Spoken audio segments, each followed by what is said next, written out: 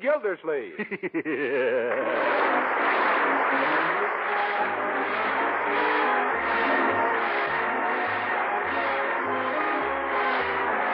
Kraft Cheese Company, who also bring you Bing Crosby every Thursday night, present each week at this time Harold Peary as the Great Gildersleeve, written by Leonard L. Levinson.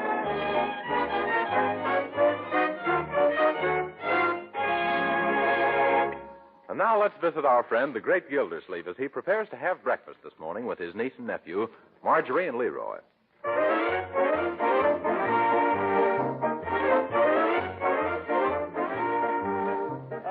Good morning, Marjorie, my dear. Hello. Good morning, Leroy. Happy George Washington's birthday, Unc. If what? Oh, yes, of course. Today's the 22nd. Same to you, Leroy. Say, Bertie fixed something special for breakfast just because it's a holiday, Uncle Mort, so be sure and notice it. Oh, you can't help noticing her special fixes, Marjorie. You weren't here for dinner on St. Valentine's Day, but she served the liver in the shape of a heart. Yeah, and on Lincoln's birthday, she piled the bacon and toast up like a log cabin. Yeah. Yes, but she takes such pains to make everything look so appropriate. I think she's coming now. Oh, yes. Morning, everybody. Well, good morning, Bertie. What's this? No prunes for breakfast? No, sir, I cannot tell a lie. Them's cherries. Oh, well, I see. I suppose you'll bring in little hatchets to break the eggs. No, sir, this morning we having a Lexington omelet. Lexington omelet? What's that? It's the kind you don't put on the fire till you see the whites of the egg.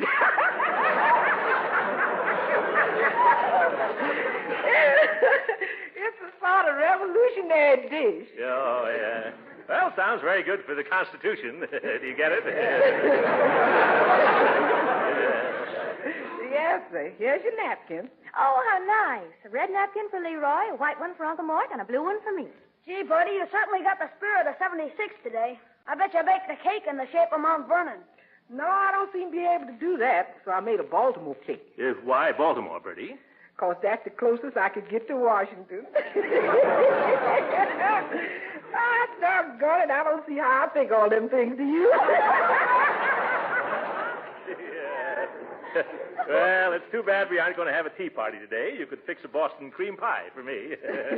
Oh, Mr. Gildersleeve, now you're having fun with me. Oh, no. Now, you folks go ahead, and I'll be right back with the cooked oats a la Paul Revere. Yes, Paul Revere. Jeepers, I hope she don't come out riding a horse with a powdered wig. Yes. Say, Unc, do you know what Paul Revere said when he finished his ride? No, what'd he say? Whoa! I know it's corny, but everybody bites. Yeah. Stop, Leroy. I think it's terribly nice of Bertie to do all these things. Yes, Leroy. I don't know of a better way of digesting your history than eating it. Oh, that reminds me. Did you go down and see the dentist yesterday about your loose tooth, Leroy? Well, did you, young man? Who, me? Well, seeing I'm not talking to myself and Marjorie isn't a young man named Leroy, yes, I meant you. Oh, I see. Well, did you? Did I what, Uncle Throckmorton? Yep. Did you see the dentist yesterday? The dentist? Oh, you mean Dr. Cotton? Yes. Yeah, I saw him. Well, what'd he say? He said hello. You? I knew he'd say hello. What did he say should be done about your tooth? Oh, he said absolutely nothing. That's strange. I thought it was ready to be pulled. Leroy, are you sure that young man, where are you going? Oh, I thought I'd go for a walk. Before you've eaten breakfast? Come back here, Leroy. Now tell me, did you go to Dr. Cotham's office yesterday? Who, me? Let's not go through that routine again. Now, did you or didn't you? Well, I guess I didn't. But, Leroy, you said you did, and you said there was absolutely nothing to be done. I did not. Uncle Mort asked me if I saw him. Well, I did on the street, and he said hello to me. And I never said that he said there was absolutely nothing to be done. Unc said, what else did he say? And I said, absolutely nothing. And that's just what he did. He said absolutely nothing. Now, see here, Leroy. You stop trying to deceive me. That was just as bad as telling a deliberate falsehood. And on George Washington's birthday, too. He wouldn't have done a thing like that. No. Really, Leroy, I don't know where you pick up such bad habits. Goodness knows I've tried hard enough to set you a good example. Well, how about last week when you told the cashier at the movies I wasn't 12 yet, so you'd only have to pay a dime? Yes, oh, well. Well, that was, sometimes even I need to be reminded. I'll remember that, Unc. Yes, all right. And also remember that it always pays to tell the truth. Excuse me, Mr. Gildersleeve, but there's a gentleman here to see you. Oh, a gentleman? Well, not exactly a gentleman. It's a policeman. A policeman? I can't imagine what in the world one of those dumb flat feet was. Well, hello, officer. What can I do for you? Excuse me for disturbing your breakfast, but do you know who owns that car that's been parked in front of your house all night? The car in front of this house? Well, no, I can't imagine. You mean out there? Why, Uncle Mort, that's yours. It is? Oh, well, thank you for telling me, my boy. Yeah, I guess it's mine, officer. Don't you know it's against the law to leave a car parked in the streets all night, mister? Oh, I know. I never heard of such a law. But, Uncle George, Yes. Uncle Mort. Huh? Only last week you warned me about leaving the car out. Oh, did I, Marjorie? Uh-huh. By George. George. That's right, my dear. It just slipped my mind, officer. I won't forget it again. I'll say you won't, not after you pay a fine in traffic court. Just so you won't forget to show up, here's the summons. Goodbye. Oh, yeah. Well, what were we talking about? You were saying it always pays to tell the truth. Oh, yes. Now, furthermore, Leroy.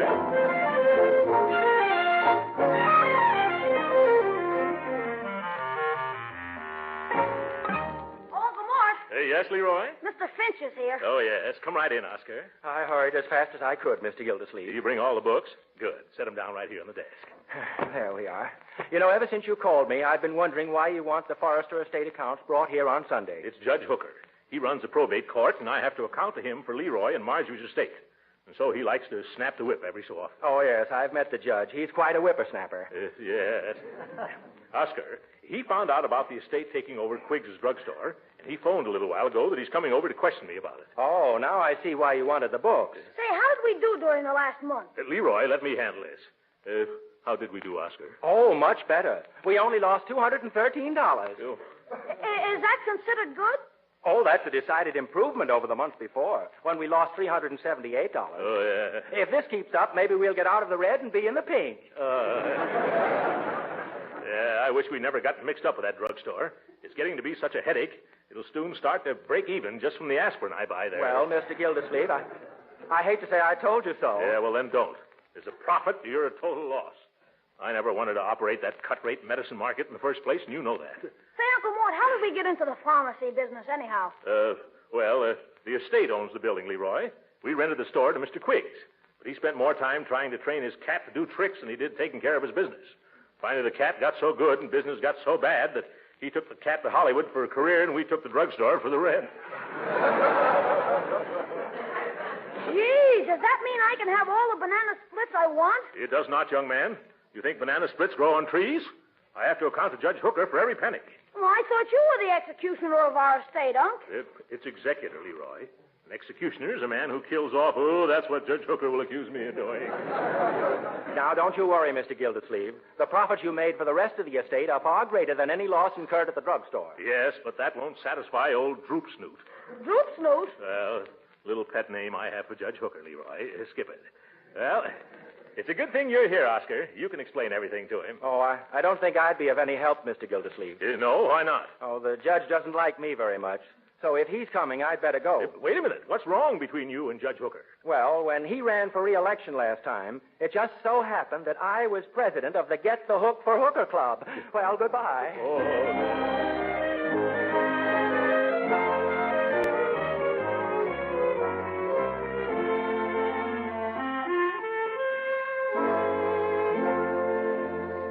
All right, Gildersleeve, now out with it. What's a big pill like you doing in the drugstore business? Well, it's like this, Hooker. Leroy, don't you want to run along outside while I talk to the judge? No, let the boy stay. After all, this concerns him, too. Sit down, Leroy. Thanks, Judge. Say, Unc, can I call him by your pet name? No. Quiet, Leroy. Yes, and don't interrupt, my boy. This is just the same as a court hearing. Court hearing? It is? Raise your right hand, Unc. Do you swear to tell the truth, the whole truth, and nothing but the truth to help you? Sit down, Leroy. Now, look here, Judge. Can't we do this some other time? No, I'm too busy these days. Even have to work on George Washington's birthday. Well, speak up, Gildersleeve. Well, it's like this, Hooker, old pal. Now, cut out the old pal business, Gildersleeve. This is official. Oh, yes, Your Honor. The estate had a wonderful chance to pick up this business for practically nothing. I see. Was it in good shape when you took it over? Well, it was a going concern. But, Uncle Mort, would George have said that? George? What George? Oh, yes, that George. If I get you, Leroy. To be frank, Judge, it had been a going concern By the time we got it, it had went. Well, how did you happen to take it over in the first place? Well, it was this way. Leroy, are you sure you don't want to go out for a walk or something? Jeepers, no, I don't want to go out for a walk or anything. I figure I'll have more fun here. Yes, so I'm figuring, too. Well, Your Honor, we were dragged into this affair by a trained cat. What did he do? Sell it to you? Yep. No, he didn't sell it to me, you little know. Little know what, Gildersleeve? Oh, you little know what I was going to say, Judge. Now, get going. Come on, get going. Yes, all right, Judge. The former owner of this pharmacy, the former owner of this pharmacy, the former owner of this pharmacy neglected his business and fell so far back in his rent that one day we found ourselves in the bicarbonate of ice cream soda business. Well, how's it been doing? Oh, business is a good deal better now than at first. Yeah, Uncle Mort. Tell the judge how much more money you didn't lose this month than you did last. What's this? Losing money. Oh. You have no business risking the estate's funds like this, Gildersleeve. I want you to get rid of that place at once, or I'm going to get rid of you as executor faster than that. Do it quickly, Gildersleeve. Goodbye. Gee, Unc, this looks serious. Yes, you don't realize how serious it is, Leroy. I've been trying to sell that place for months, but I can't get a decent offer. Why not? Because right now, pharmacies are a drug on the market.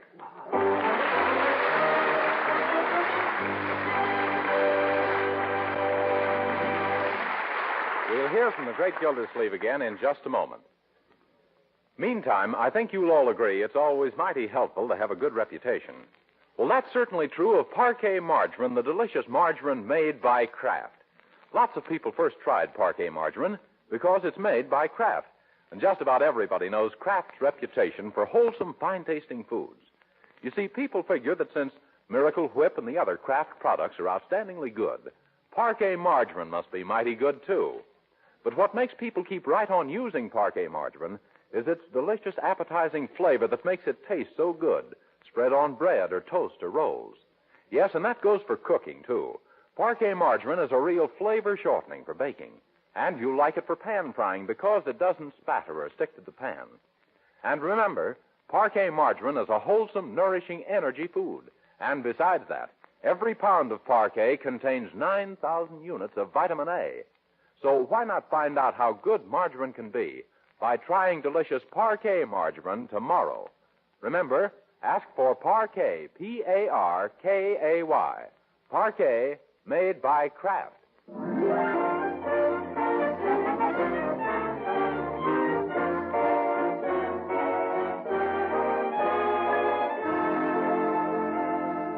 Now back to the great Gildersleeve. It's Monday morning, and Uncle Mort is no closer to finding a buyer for the drugstore than he was yesterday. Good morning, Uncle. Have a nice rest? I had no rest, my dear. I tossed and turned like a scow in a storm. And I finally dropped off to sleep at about 6 o'clock and had a nasty nightmare in Technicolor. Oh, that's too bad. Yes. All I can remember about it was that Judge Hooker was crossing the Delaware to buy a trained cat at a Hollywood drugstore, and I was doing the rowing. You take things too much to heart, Uncle. Yeah. Now forget about business for a while and relax. I wish I could, but I'm all strung up like a zither. Maybe today I can get a deal started for that high-priced cut-rate drugstore. If I could get the judge off my neck and Leroy out of my graying hair. What's Leroy got to do with it, Uncle? Well, you remember that Washington's birthday lecture about truth I gave him yesterday? Oh, yes. Well, he's appointed himself my personal censor. Oh. It's rather inconvenient when you're discussing business. And if I'm to get rid of that prescription parlor, well, sometimes it's going to be necessary to... Morning, Marjorie. Morning, Uncle Mort. What are we going to do today? Leroy, I don't know what I'm going to do, but you're going to school, aren't you? Oh, no. Today's a holiday, too. No school on Monday when Washington's birthday falls on Sunday. Hooray! Yeah. Oh, my goodness. Leroy, why don't you go to a nice movie today, huh? Several movies. I'll give you the price. Oh, no. I want to go down to the drugstore with you. I figured out a way to save a lot of money. How, Leroy? Well, I can work there after school on Saturdays as a soda jerker. I bet I'd make a swell banana splitter. I could sell a lot of bananas. No, Leroy. We're trying to sell the whole thing at once, not one banana at a time. You better go to the movies if you know what's good for me. Say, Uncle Mort, why don't you get the city drug company to buy it? They own most all the other drugstores in town. Yeah, that's just it. They're too darn independent. I went to see the manager, and he said he'd take it up with the board of directors. You know, a big business brush-off. But, Uncle, don't you know?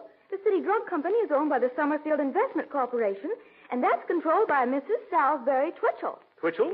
I thought that old greyhound owned the bus line.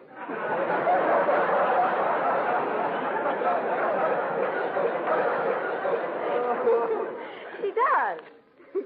Also, the Twitchell Steam Laundry, the Merchants National Bank, and 4 or 5 apartment houses. Well, I'd underestimated Mrs. Twitchell. Gee, are you going to sell her the drugstore, Unc? I don't underestimate her that much, Leroy.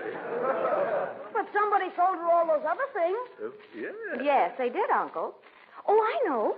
She'll be over at Red Cross headquarters this morning. Why don't you drive me down now and just sort of casually get into conversation with her? I don't think it'll do any good. Oh, go on. You've got a way with the ladies, Uncle. Yeah? If I have, then she's no lady. I've just met her 3 times, and we already hate each other as if we'd been friends all our lives. Oh, but it won't do any harm to try. Huh? Besides, I need a ride down there. Yeah, me too. I'm going to a movie. Well, I don't know what to say. Excuse me, Mr. Gilsleeve, but there's a gentleman here to see you. Oh, great jumping jeeps. I forgot to put the car in the garage again last night. You hold him there, Bertie, while we sneak out to the back and drive away. But gee whiz, Unc, George Washington never did a thing like that. George Washington never got a traffic ticket either, Leroy. Come on. Wait a minute, Mr. Gilsleeve. This ain't no police. Oh, he isn't? Oh, well, in that case, I was only joking, Leroy. Yeah. You what? Why, of course. I wouldn't do a thing like that on a legal holiday after George Washington's birthday, would I? Well, I wouldn't. Bring the man in, Bertie. Yes, sir. Oh, by the way, did he say who he was? He said he's from the city and about the drugstore and supposed to find out how much everything in it is worth. Oh, wait a minute, Bertie. Don't let him in. He must be from the assessor's office. I can't see him now. Well, why not, Uncle Mort? He'll ask a lot of questions I don't feel right about answering with certain people around here. Bertie, you tell him that I've gone. Yes, sir. But Uncle Mort, you told me yesterday that we should always tell the truth. That's right, Leroy. But we aren't gone. We will be by the time Bertie gets to the front door. Come on, children. We're sneaking out the back way.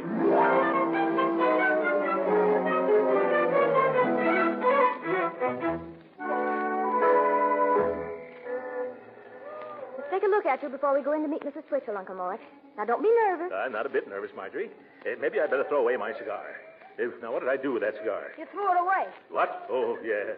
Now, let's not get excited. How do I look, Marjorie? Oh, just fine. My, but you're a handsome man. Wait a minute, Marjorie. Remember what Uncle Mort said about telling the truth. What? But I really think so, Leroy. Now, hold still, Uncle, while I pull the thread. Yeah? There. You're a slick-looking smoothie, Mr. Gildersleeve. Oh, you mean you are, my dear. Honest, I never saw 2 more active members of the I'll Scratch Your Back if you'll do the same for me society. How about saying something nice to me for a change? All right, Leroy. Goodbye, and enjoy yourself at the movie. Okay, see you later. So long, Marge. Goodbye. Well, maybe I'll be able to speak freely now.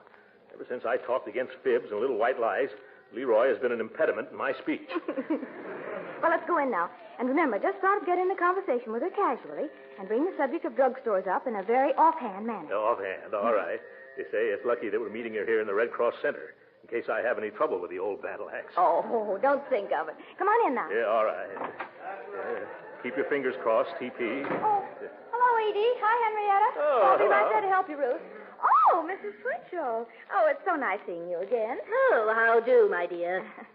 Well, goodbye, Uncle Mort. Thank you ever so much for bringing me down. Oh, by the way, you know Mrs. Salisbury Twitchell, don't you, Uncle Mort? Oh, yes, of course. How are you this lovely morning, Mrs. Twitchell? Fine.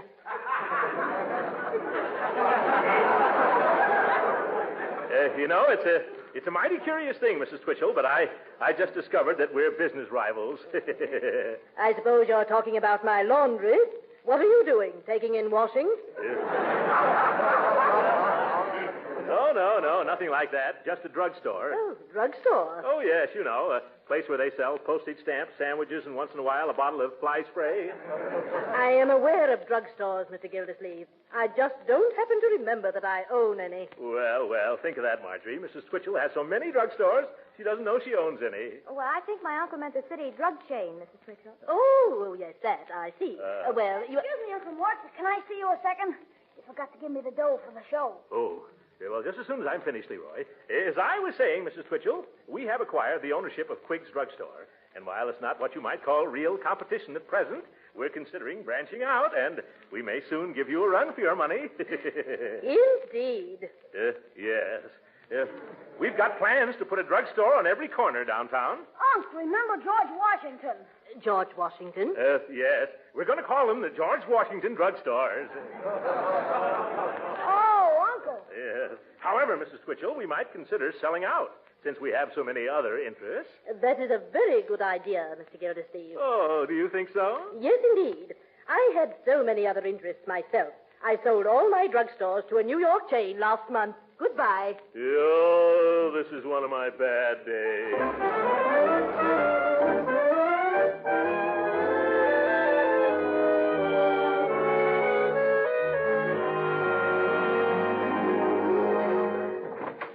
Oh, Bertie. Oh, you back home already, Mr. Gildersleeve? Yes, now maybe I'll get a little peace and quiet for a while. Then Leroy, he ain't with you, huh? No, he's gone to see a movie.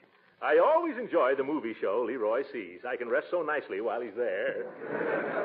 Excuse me for saying so, Mr. Gildersleeve, but you seem to be acting kind of skitterish lately. Skitterish? Oh, you mean nervous. Well, yes, if you prefer your language without any flavor to it. Yeah.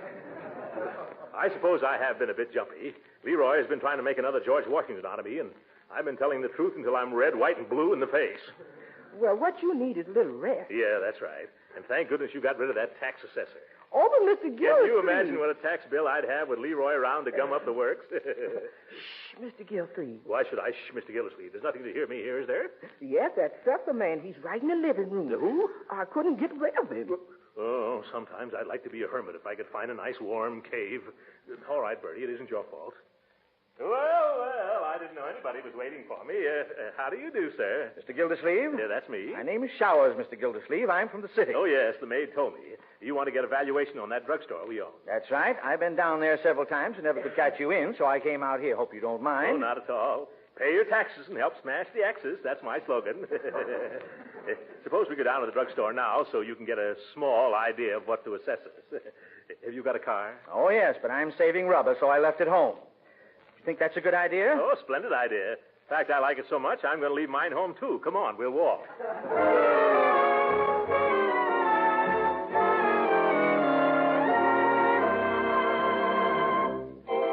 Well, I didn't realize it was so far down here. Neither did I. Remind me to treat you to a corn plaster. Well, let's get started. Just haul out your notebook and shoot the questions to me. All right. Suppose we begin with those neon signs outside, the ones that read Quig's Open All-Night Pharmacy. What are they worth? Oh, about $25, $20, $15. For the both of them, of course. They look like they cost a lot more. Yeah, that's true. But they haven't much resale value. Where are you going to find anyone named Quiggs who is not only a druggist but also stays up nights? Yeah. No, on second thought, I don't think they're worth more than $10. Signs, $10. Yeah. Now, inside, how about the soda fountain? That looks very nice and new. Oh, the seats are pretty worn. I'll show you what I mean. Young man, I wonder if you mind standing up a minute. Oh, Leroy, what are you doing here? Oh, I'm having a double nut chocolate sundae with whipped cream and lemon phosphate to wash it down. What's the matter? Are you getting tired of banana splits? Yeah, I've had 3 of them already. You? What are you and that man doing, Unc? Nothing that need concern you, my boy. Excuse the interruption, Mr. Showers. Now, what were we saying? How long have you had that soda fountain? Oh, quite a long time. Oh, not this one, Uncle Mort. Don't you remember? He paid $3,000 for it right after the first of the year. Oh. $3,000, eh? Yeah. Isn't it lucky I have my little nephew here to remind me? Say, do you want me to help you in case you forget anything else, Unc? No, Leroy. Why don't you have some more nice ice cream? You're a growing boy, and you need the vitamins. Well, thanks, but I'll have to wait a little while before I can eat any more. I'll just tag along with you. Oh, that'll be Ducky. Yeah, Donald Ducky.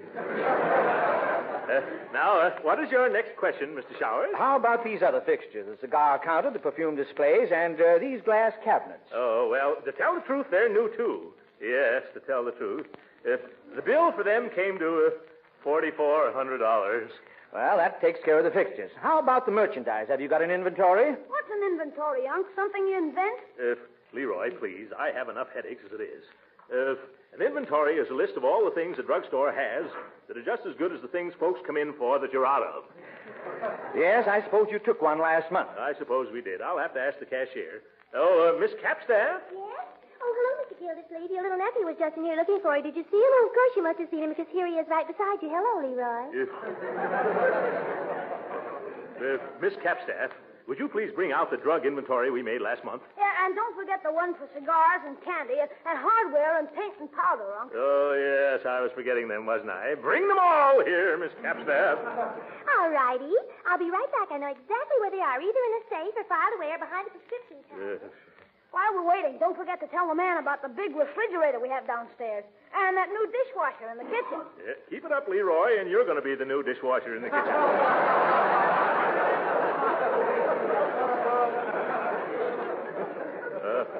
Oh, yes, Mr. Showers, I'd forgotten about them. You see, they set us back somewhere in the neighborhood of... $837.21. Well, the boy has an uncanny knack for figures. He'll probably turn out to be an accountant when he grows up. If he grows up.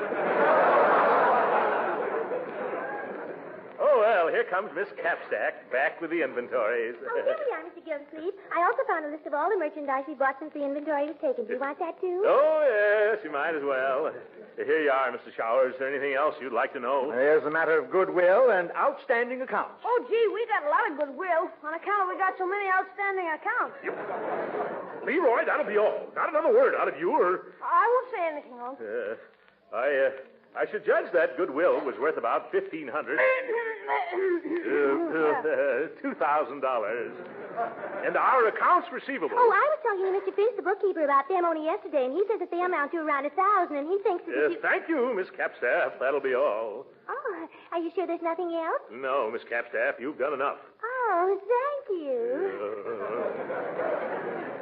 Now, Mr. Showers, have you got all the information you want? Yes, according to my figures, the valuation on this property will run to about $28,500. Oh, $28,500. Jumping jelly beans. How much of a tax will we have to pay on that? I might as well confess, Mr. Gildersleeve, I'm not the tax assessor. What? You're not? Then why did you say you were? I didn't. You just got that notion all by yourself. You see, I figured I could get a pretty low, honest valuation on this store if I let you go ahead assuming that I was. But then who are you? I'm an appraiser hired by the city drug chain. They're going to make you an offer to buy this place based on the figures I just got. Oh, gee, Unc, isn't that wonderful? Yes, my boy. I hope you've learned your lesson from this. Honesty always pays, Leroy.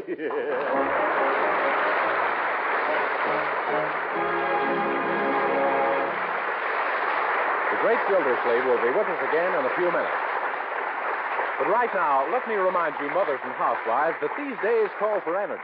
Every one of us is working harder than ever. That's why the energy-producing foods are so important. Foods like Parquet margarine, made by Kraft. You see, Parquet margarine is one of the best energy foods you can serve. It helps to refuel the body and replace energy used up in hard work or play. What's more, wholesome, nourishing Parquet margarine is a dependable year-round source of vitamin A.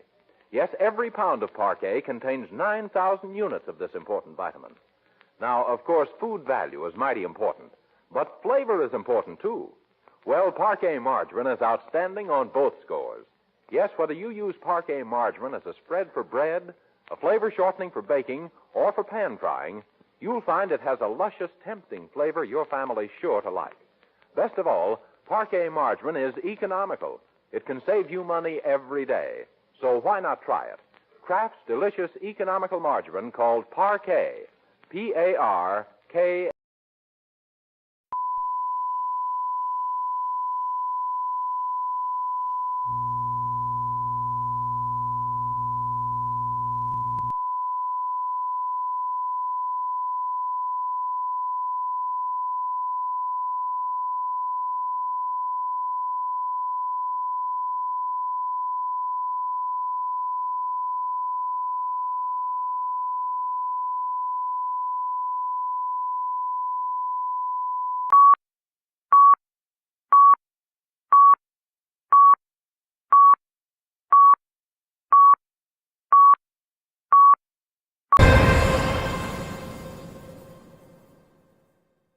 Check, testing 1, 2, fuck it.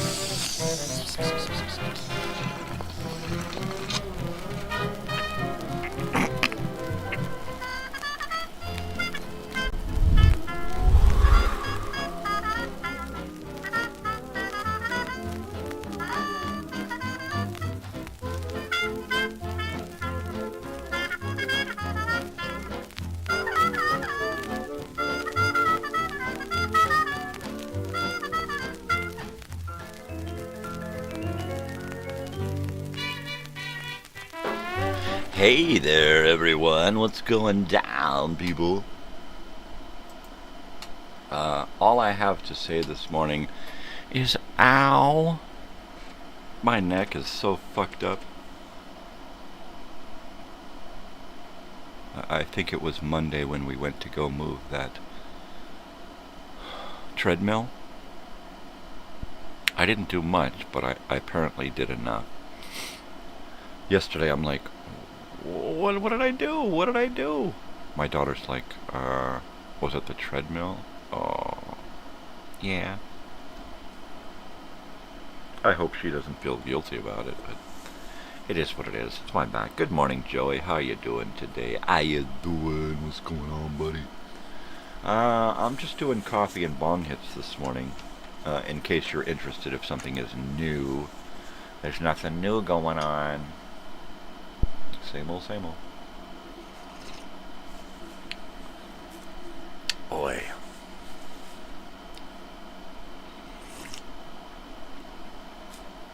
So yesterday, my neck was sore in the morning.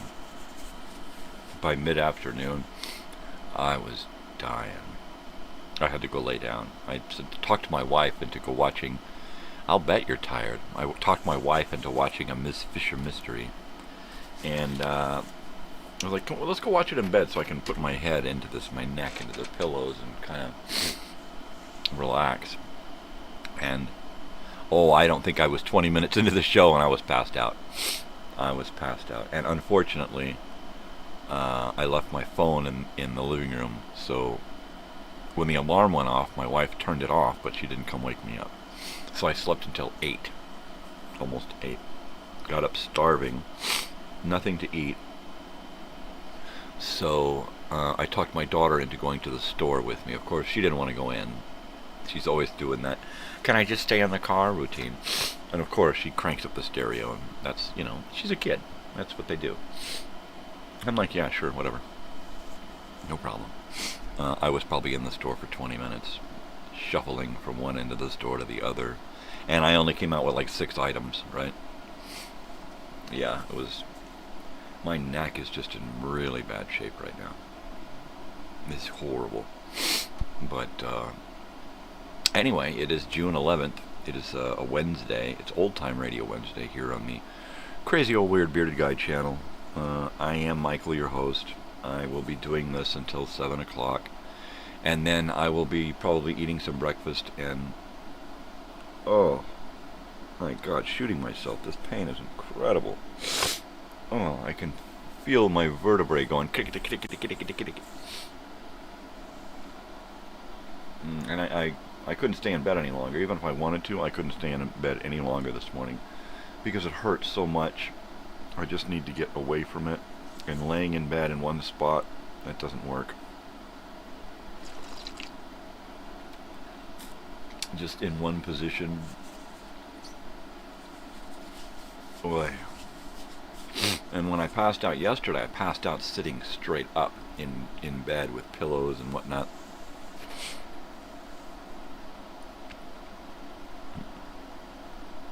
Yeah, well, she did have the dog, so I told her, you could take the dog in. She said, no, we'll just wait in the car. Tootsie gets nervous. She gets nervous really easily.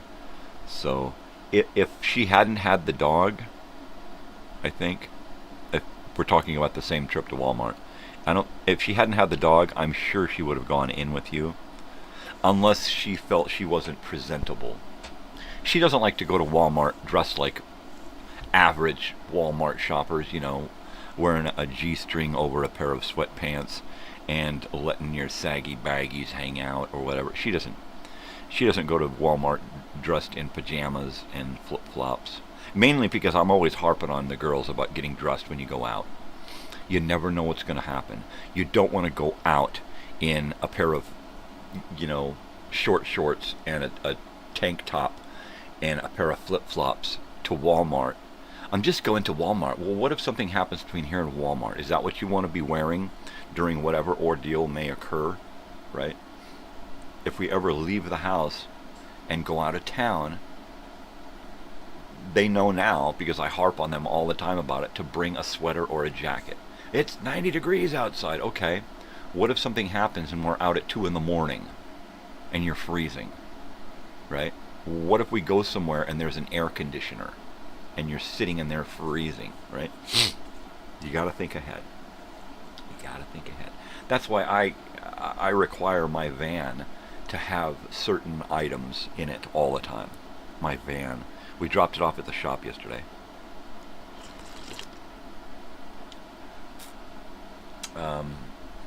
He was just finishing up some things that day, yesterday, and his wife assured me that he was going to get to it today, this morning.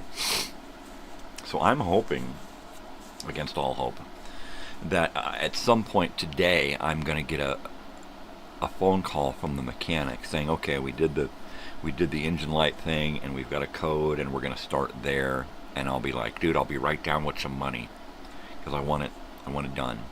I want it over with. I want to be able to get in my van and know that it's going to take me from point A to point B and back, however far that is. It's important. It's important. I need to be able to rely on that thing 100%. I really want to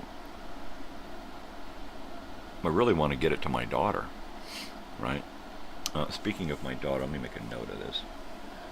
I need to worry about finding her a driving school. She said she found 2 in town here. So we're going to check them out and we're going to see which one can come pick her up twice a week and take her driving. Also, she said there's about 30 martial arts places in town here. And I'm like, yeah. Taekwondo or Jiu-Jitsu. I'm going to say Jiu-Jitsu. And she says, yep, it's all mostly Jiu-Jitsu. And I'm saying, okay, well, I believe, if I remember correctly, that is a Korean form of martial arts. And it came to America when the American soldiers returning from the Korean War brought it back to the United States. And I believe that's when we got into martial arts in that genre there. The Jiu-Jitsu, Taekwondo, I believe, was that it? Taekwondo, Jiu-Jitsu. Yeah, we've got a lot of Taekwondo and Jiu-Jitsu in town. So we're going to go look to see if she can find an instructor who she can get along with and will allow her to beat the shit out of him, because that's what I want. I want my daughter to be able to beat the shit out of somebody. Period. Somebody fucks with her, somebody makes a move on her, she can, instep, crotch, eyeball, fucking uppercut, walk away. My parents never did that for me. I was a kid who really needed some self-defense, karate training. My father did. My father did all kinds of stuff for himself, but he never involved us. He would read and read and read and read and read all the time. And we had to be quiet, and we had to leave the house. We had to do all kinds of other shit while he was reading, right? He never involved us in what he was reading. Very seldom did we get... Every once in a while he would lecture, and he would involve the stuff that he learned. But he would never just talk to us and tell us about things, right? From his books. It was like a private world for him, And he took, I think, Taekwondo in college at the University of California, San Diego. So he had the opportunity to come home and teach his kids, right? No. He had the opportunity to come home and teach his kids a lot of stuff that he knew, especially to read. He should have taught me and the rest of us to sit and read. While he was reading, the rest of the house should have been quiet, because we all should have been sitting around with our favorite books reading, right? That's how it should be, right? And no. Books were good for him, but it didn't matter for us. We were just kids, right?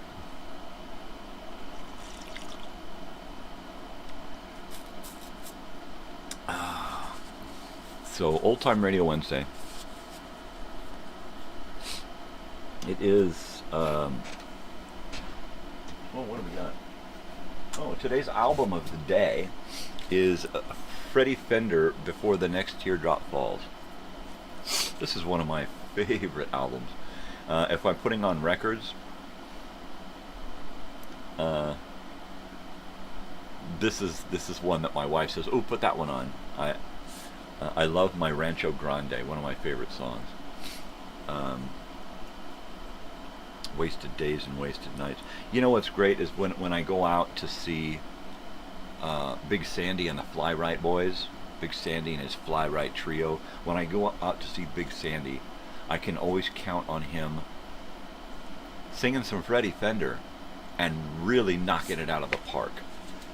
Big Sandy, if you've ever seen Big Sandy, he's a rockabilly artist from the 1980s who's made it all the way through the 90s, the 2000s, the 2010s, and now he's in the 2020s. And he's on tour all the time. He's a Southern California native, born in Texas, I believe, and raised in Riverside County, in Riverside, California. He still lives in Southern California. I've seen him twice. I've had the opportunity, nay, the pleasure of talking with him and hanging out, and he is the sweetest man in the world. Both times he was just the sweetest guy in the world. Hello to Big Sandy and Ruthie, if you guys are out there. And thank you. Thank you for bringing me Freddie Fender when I go out to see you guys. That's awesome. Nowhere in the world can I get my Freddie Fender on as well as you do it, man. It's the shit. It's awesome. Cheers.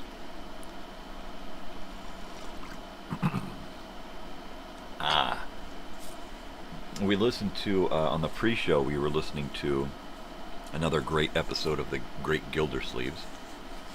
Great Gildersleeve. Everybody always says Gildersleeves because a sleeve, there should be two of them, right?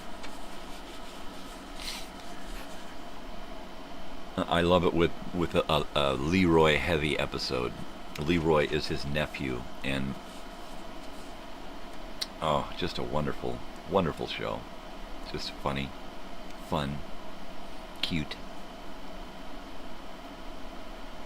Old Time Radio is has been one of my dearest and closest friends for decades.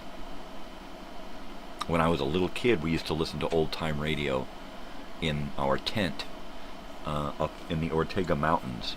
Not camping, living. We were living in our tent. It's a big, giant cabin tent, much like the one that we have now. And that was it. That was our entertainment. At 9 o'clock at night, we'd bring in the little radio with enough battery power, hopefully, to get us through the show.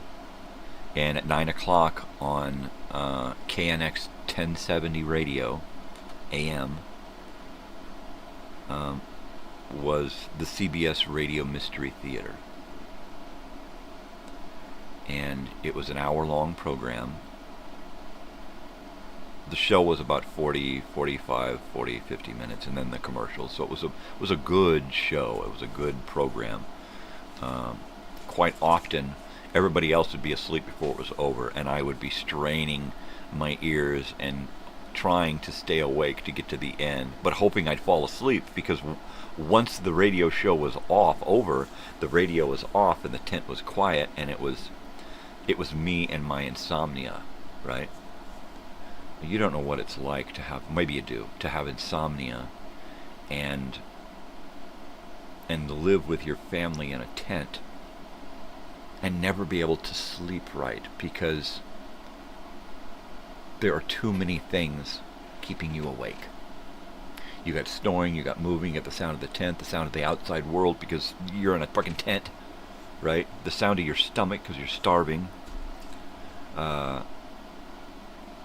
It was not a pretty picture. The tent years. We were in the same campground in Ortega right? I don't remember what it's called. It's right across from the ranger station, right at the tippy top of the mountain. As you come out of Lake Elsinore, you get to the top, you come up over the top of the hill in, and it's right there on the left is the fire station, and then on to the right is the campground. And then there's roads to take to go up to further, higher, deeper in the woods campgrounds. But so we went to that one because it was close. And staying in that campground, it was okay. I mean, we had lots, not much to do, but we had lots to get into, right? There was always a place to hike, nature stuff going on. There was always new people coming through camping, so we'd meet new kids and people. It was boring as hell, really. But we stayed there in a tent. We stayed there in a car. We stayed in a van. We stayed there in our bus that was supposed to be a motorhome conversion but never made it. It was just a school bus, empty, with a few walls, partitions. It made it to almost to a full-fledged RV when my father was living in it, because he was alone, had the time to work and live in it and that kind of crap. But up until the time that he left that RV, that school bus, sitting there on that piece of property, it was never finished. It was never finished, you know. He moved out of it and moved into the mobile home after we left the property, and it turned into like a pigeon house or something. The birds were living in it. And then after he sold the property and left the school bus there, I think the new owners used it, gutted it, and used it for seeds to do their seedlings in and raise pot at a pot farm. The neighbors had a pot farm, so they wanted to buy up the surrounding areas. And I'm sure all of those people got busted, and the properties got sold to the governments and that kind of shit because of the illegalities of growing and selling marijuana. You can't just do it, right? In some areas you have to have permits. You gotta walk the walk and jump through the hoops and all the red tape bullshit. And if you don't, if you miss something, they'll come along, the DEA will come along and just scoop it all up, take it away and burn it. And up there in Anza, where that property was, man, they have gone through quite a lot of raids on the marijuana growing up there. And you know what?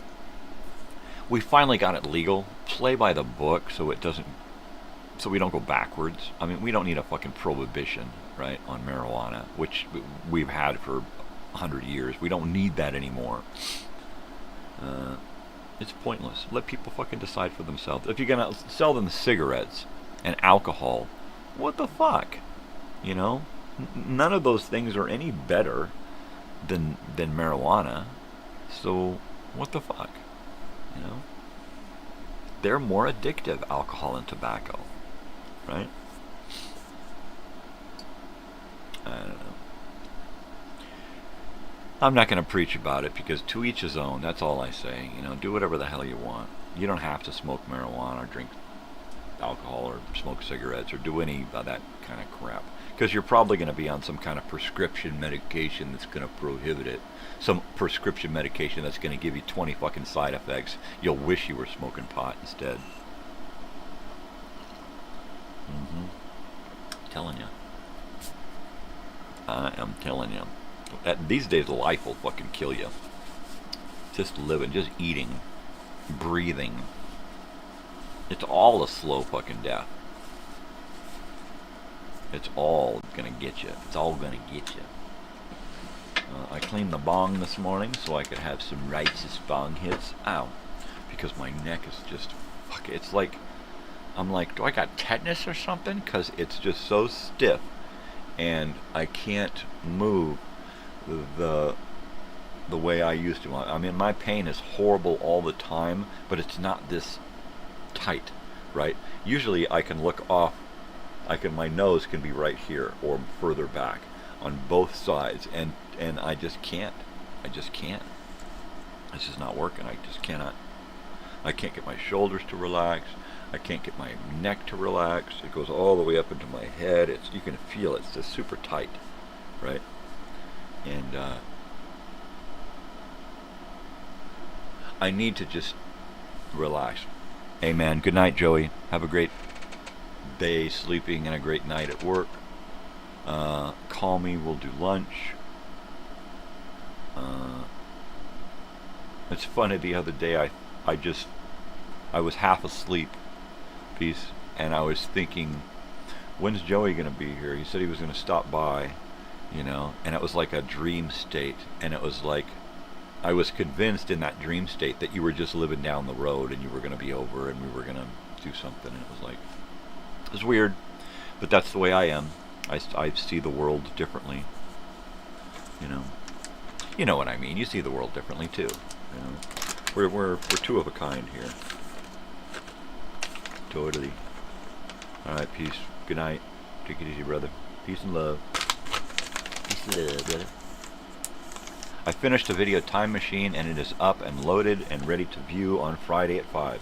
I am going to then today, if I can get away from my neck pain, build another episode of the video Time Machine. This is going to be the 2-hour episode that I promised. So I was just going to do 2 back-to-back hour episodes for my 2-hour thing that I promised, but then I thought, no, I'm going to give you that episode that we lost, and then I'm also going to do the 2-hour special, which is also going to have an RIP in it, because we lost Al Foster, the jazz drummer, and Sly Stone from Sly and the Family Stone. So we got a lot to do. We got a lot to do, a lot to get through. I couldn't really find anything with Al Foster, so I'm still looking. Maybe I can find something with some Sunny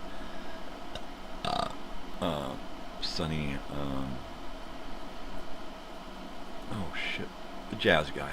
I can't remember. It's all in my notes. So I'll have to look at my notes. I dropped a few frames this morning just now here. I got 1.5% of my show has been lost. As of now. That 1.5% shrinks as time goes on, and I don't drop any more frames. But 1,452 frames at one pretty big chunk, one small period of time, that's pretty good. That's pretty good. So at some point later on this morning, we are going to listen to a short episode of Captain Midnight. Oh, because it's Old Time Radio Wednesday, and Captain Midnight was one of my favorite radio shows. This one I picked up from the Hoodoo, a local record shop. But this is actually a copy of the record that we had in our household for decades. And then it wound up in my record collection when I moved. And then went back to my father's record collection when I came back. But it never made it back to me. So I went and I picked up this fantastic copy of Captain Midnight. I always loved the artwork, so much so that I actually did a rendering of this, an unfinished rendering that is here in my household somewhere, and I will dig it up someday when I show you my artwork and stuff. And this one here was sponsored by Ovaltine, and as well as Little Orphan Annie. And I believe this show it may have been a spin-off of Little Orphan Annie. Okay, because Little Orphan Annie was like the big radio show, and it did come to us, Little Orphan Annie. It came to us because it was serialized in the newspapers, in the comics, and it was one of the most popular comic strips. So, lo and behold, it became one of the first and most popular radio shows. I was going to say old time, but it wasn't old time back then. So Little Orphan Annie came along, and it was an adventure show, right? As was Captain Midnight, Hop Harrigan. There was a lot of those. Hop Harrigan was another Flyboy show. He was a pilot, a World War I pilot who had come home and was a barnstormer, and now he was like a secret spy detective type thing. Right? I'm going to go ahead and turn off that air conditioner for a few, and turn on my fan to try to keep it cool in here. It gets warm really quick. When the show starts, the sun is coming up. By the time we get to the middle of summer, the sun will be coming through the window, and it will be 90 degrees outside when we start the show. That's the way it works out here in the desert. It gets hot really quick. Really Billy quick. Oh, my neck. Oh. It's horrible. It's horrible. It's horrible. I was going to try to get a turntable in here this morning to play this record, but my neck, I was going to go dig through my stacks of old stereos and turntables and radios and shit and try to dig up one that I could bring in here and use. Now, I do have a portable child's turntable that's really neat, and I was hoping to dig that one up and bring it in. And that stupid neck pain rules my world. Like, if I cancel this show, more than likely it's because of family stuff, right? And if I'm in some kind of pain or misery, more than likely it's because of my neck. Yeah, I hate it. I need a chiropractor. I need a chiropractor I can trust. I'm just so over doctors and insurance companies and all that shit. I feel like I don't even want to give them my business. I'm just a stubborn old asshole who is just fed up with the world. You know, I'm just fed up with the world. I'm fed up with ICE, and I'm fed up with the people against ICE, right? I'm not for or against. I'm against both sides, really. I'm sick of hearing about either side and their bullshit, all right? If you're American, wave an American flag. If you're here to deport people, do it peacefully. Don't gear up like you're fucking going to war and come into a fucking area and take it over. Yeah, you're going to piss a lot of people off. But come on, both sides are fucking humping the bunk on this one. Big time. Big time. It makes me feel embarrassed to be an American, to tell you the truth. Honestly, I'm embarrassed. The last decade of this country has just been an embarrassment. Completely 100% embarrassment. Everything. And I could say that about the last 30 years, really. It's just gotten worse and worse and worse. And citizens have gotten dumber and dumber and dumber. And the propaganda has gotten worse. And it's just, you know, how many of those people protesting are influenced by a handful of assholes there just to throw a wrench into this? It's a peaceful protest that starts, yet there's always these assholes that show up in masks who cause all this shit to happen, right? And get everybody else to go along with them. And they never seem to get arrested because they're fucking crisis actors. They're people put in there to cause this shit to go fucking crazy so that the government can say, now we got to do martial law, now we got to do this, now we got to do that. Now we got to take more of your rights away because you can't be responsible enough to have those rights. So we're going to take them away. And it's idiots like that, whether you're from this country or not, whether you want to be here or not, whether you're American or not, it doesn't matter. You're here. Fucking get your shit together, people. My God. It just sickens me and saddens me to think that everybody out there on both sides, ICE and the idiots out there waving their fucking flags, both sides, all right, they have to go home and teach their kids lessons from what they did that day.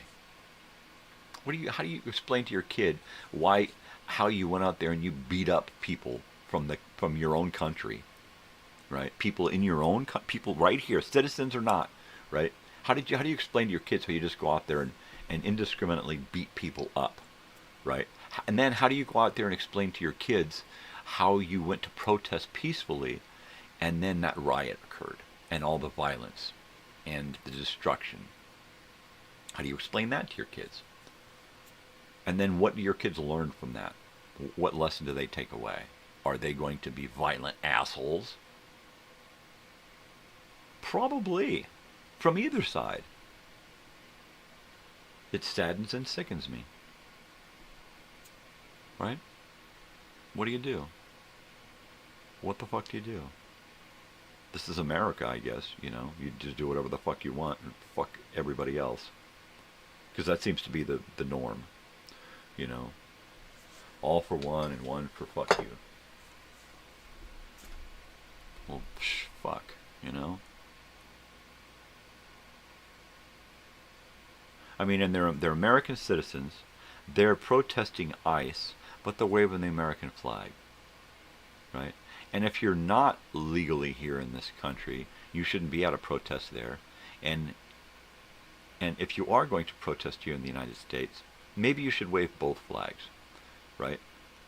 Or at least wave the American flag, because that's what you're doing. You're protesting the American government for a better way. You're protesting for change, right? You can't affect change with violence and destruction. All you do is make you the bad guy. You know, and they don't see that. They just don't see that. They just get all pumped up and pissed off and full of themselves, and then go out there and cause the shit to happen. No, that's not the way to do it. That's not the way to do it.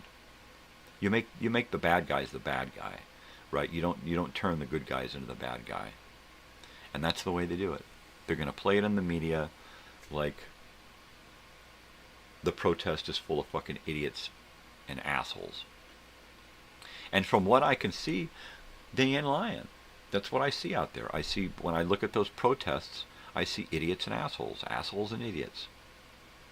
I don't see protesters. I don't see people trying to affect change. I don't see anything good coming of this. I see a bunch of pissed off fucking assholes that, if this is what they want to do to affect change, pack it up, go to your original homeland country and affect change there, okay? Because that's where the change needs to happen. You need to change your own country. Don't come here and then try to change shit, because we don't want to go backward. We don't want to have what you're trying to escape, right? Am I making sense? I am all for people immigrating and doing it peacefully and doing it correctly and doing it, even if you got to sneak across the border. If you're doing it because you need to better your life, that's fine, but don't bring the bullshit with you, right? If you're here illegally, stay under the radar, work your ass off, pay taxes, and show that you can do it, legal or illegal. You can do it, all right? And you can do it the correct way, and you can do it by the rules, right? And it's those people who are going to be probably asked to stay, the few that are left after all of this. And the next administration, the next Democrat administration that comes through, is probably going to give amnesty to the few people that are still here in this country, right, illegally. You know, so, you know, stay under the radar and hold out until these assholes are done with their bullshit. And then hopefully you can, you know, get grandfathered in with some kind of amnesty program. But if you're here illegally and you're going to protest illegally, you're going to get shackled and put on a bus, period. Even the people who are here legally and citizens of the United States, if you interfere with this shit, you're going to prison, period.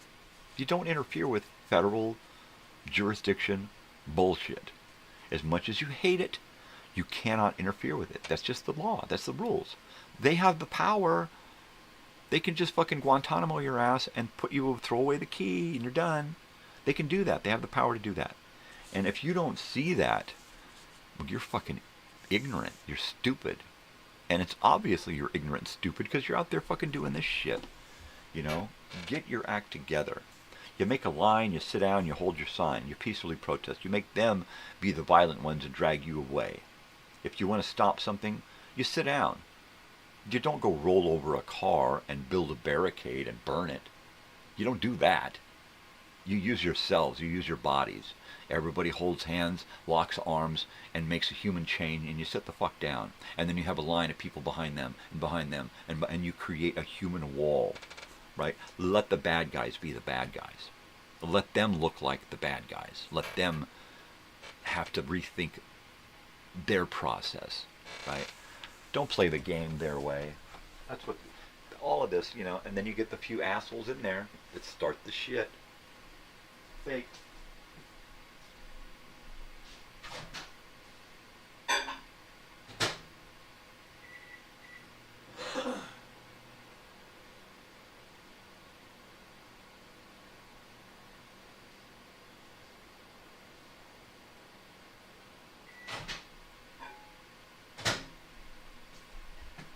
Yeah, I don't believe for 1 second that this protest started with the intention of getting violent. I don't think that they set forth during these protests gathering up Molotov cocktails and torches and pitchforks, and I don't think that's how it started.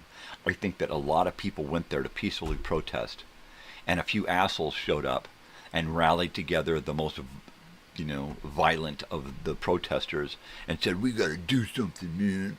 And these guys are wearing masks, and they're hired hooligans. That's all they are. They're hired hooligans, all right? And they are ex-military. They are currently working, you know, covertly for the government, doing this shit. And they just go around from protest to protest, and you see them all over. You see the same masks, you see the same guys, and they never get arrested because all they got to do is pull out their little fucking ID and tuck it back away and say, "I'm working." And that's it. I'm trying to infiltrate. Bullshit. They're not trying to infiltrate any. They are the problem, because certain administrations and certain factions of the government, that's their job. That's their job, to keep us pissed off at each other. Talking points, voting points, you know, hot topic points, you know. Look at what happens in between elections, and then look at what happens the 2 years before an election. Look at what's going on. It's all manipulation, control, propaganda. It's all crap. It's all bullshit. Wake the fuck up, people. If you're out there protesting and someone picks up something and wants to get violence, 4 of those fucking protesters need to jump on that fucker and make a citizen's arrest and call one of the ICE or the police over and say, "Look, this is the guy that is getting violent. Please take him away." That's what a peaceful protest is. When somebody gets violent, everybody else says, "No, no, no, no, no, no, no, no. Sit the fuck down and shut up, or get the fuck out of here, or we will citizens arrest your fucking ass," right? We can do that. We have the power in this country to give someone a citizen's arrest, right? If we catch them doing something, we knowingly see them perform some kind of legal act, it's our duty as citizens to stop that person. You don't just look the other way. You don't see someone bust a window, right, and then hoof off, right, and then go, "Yeah." You don't do that. You tackle that son of a bitch down, and you call a police officer and you say, "This guy here broke that window there, and here's the video of it. We just held him here for you. Please, if this son of a bitch wants to make a lawsuit against you, I'll bet dollars to donuts that the guy who owns that window is going to back you up and defend you in court and make sure that you don't get a lawsuit against you, but that son of a bitch goes to jail. Right? But no. You get a couple of assholes out there to throw a fucking wrench into everything. And then you look on TV, you know. And even the good guys are so pumped up by this bullshit that they're getting in trouble. Right? You don't... If you're going to stand in front of ICE while they're doing their job and push them away and say, no, you can't come through, well, you're going to jail. You're going to prison. You're going to go to court, and they're going to find you guilty, and you're fucked. Right? If you sit down and hold arms with everybody, right, and make them be the bad guy, they're not going to arrest you for that. If they do, what did you do? You didn't do anything violent. You were peacefully protesting. You sat there on the ground, you locked arms, and you chanted. You know, that's a peaceful protest. Let them step over you. Let them walk around you. Okay, let them pick you up and drag you off. Put you in a bus, take you 3 miles away and dump you off. Right, whatever. But don't get violent. Don't take any violent actions. Why? Because then you become the bad guy, and your violence is your protest is now null and void. Everything that you tried to achieve is done. You're not going to get what you want now.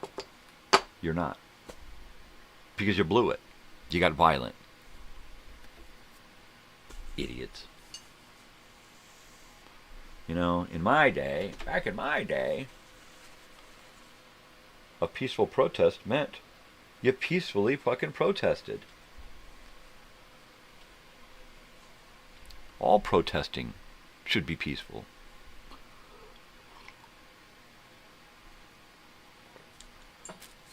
You can't get nothing with peace, man. You're going to have violence. Yeah, well, violence begins when logic fails. And most of those people out there are obviously morons.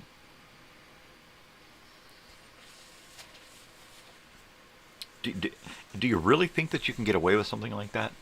Right? Really? Honestly? Oh, no.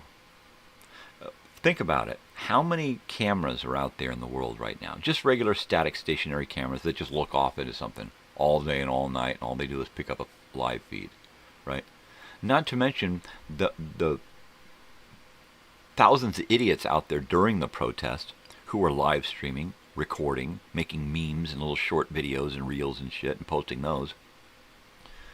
So that's all evidence against you, right?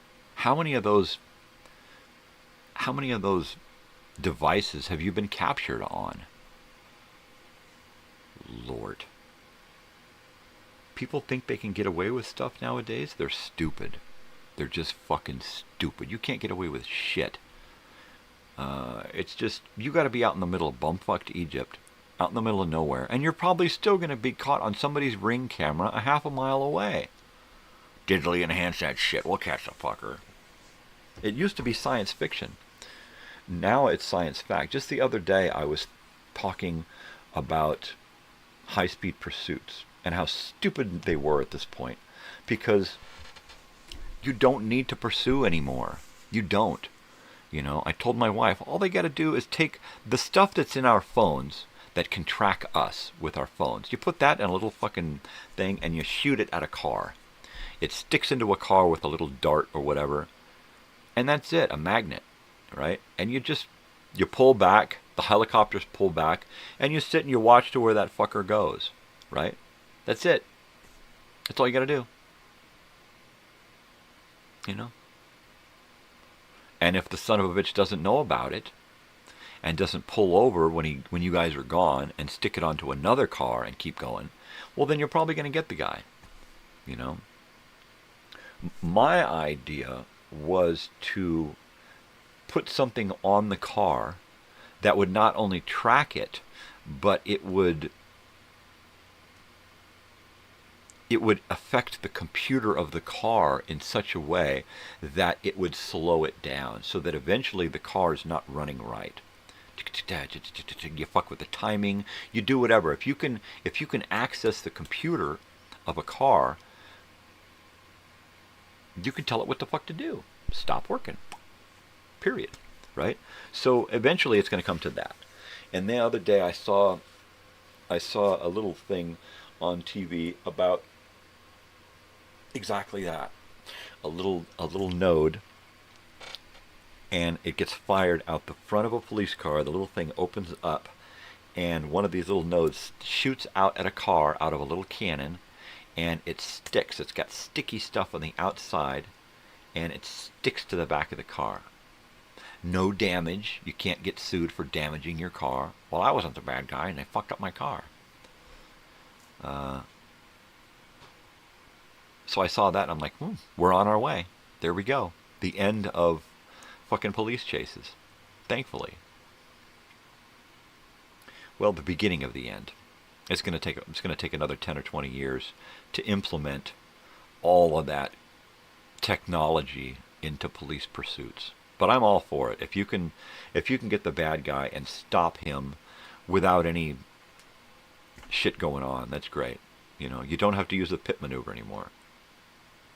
You know, you shoot something at a car, you aim something at a car, electromagnetic pulse, boom, take out the computer. That's it. You know, you set it for a distance. You know, let's go 10 to 20 feet. Let's pull up alongside this guy, and boom, a little thing out the side of your car shoots a magnetic pulse, and that guy's done. Boo! He's pulling over. He's stopping. He ain't got no choice. It's like running out of gas. It's like turning the engine off. It's done. Soon, I hope. Soon. I don't want to get caught up in a high-speed pursuit. Hell no. That's the biggest bummer about high-speed pursuits is collateral damage. You got innocent people out there just going about their business, and along comes some asshole going 120 miles an hour down the city streets, hitting fucking bumps and shit and swerving and smashing into people. Why? Because he's being chased. There's no other reason than he's being chased. All right? He may have been driving recklessly before, but this is just fucking ridiculous, right? Yeah. And it's the cops. They make a lot of this shit damage happen because they get so pumped up. Look, you got a cop who gets up in the morning and he sucks down 2 or 3 cups of coffee, right? And then the rest of the day he's sucking down a couple of those energy drinks, right? So middle of the day, he is just so fucking... Plus the adrenaline of all of this shit going on all the time. The adrenaline doubled down by all that fucking energy drinks and caffeine and shit. You know? Not to mention the steroids, and we know a lot of cops out there are using steroids to bulk up so they can look better in their uniform and better fight the bad guy, to have muscles to fight the bad guys. Yet they try to run and they get a half a block and they're just like, I'm coming, Elizabeth. Right? Shit. Everything is so fucking ass backwards. You know? At this point, criminals like that should be a thing of the fucking past. Police like that should be a fucking obsolete fucking anachronism, right? No. I want a hometown where the sheriff and his deputies or her deputies know everybody in town. They're familiar with all the kids because they go to the school regularly and have visits with all the classes, right? They're familiar with all the businesses in town because they frequent all of the businesses. They know all of the people in town because they're polite and they get along with everybody. You know, people in town are more likely to obey the laws because they don't want to upset their friend the sheriff, right? Your friend the sheriff gets invited to family outings and barbecues. You wouldn't think of holding any kind of friend or family function without inviting the local constabulary, right? Because they're friends and family too. It's not like that anymore. Now you see a cop and you just get all fucking pissed off and pumped up and raged, right? I know I do. I see them driving around all geared up like they're fucking going to war, and it just pisses me off and makes me think, maybe I do want to leave this fucking country, right? Maybe I do just want to fucking say screw it. Maybe I want to spend the rest of my days living on a beach in Mexico somewhere, or up in the hills of another country, just to get away from this bullshit that we've got going on here. And it's bullshit. You got so many people convinced otherwise. Why? Because they went to public schools and they believed the bullshit that they were fucking preached. It's bullshit. It's all bullshit. What are you going to do? Believe the bullshit.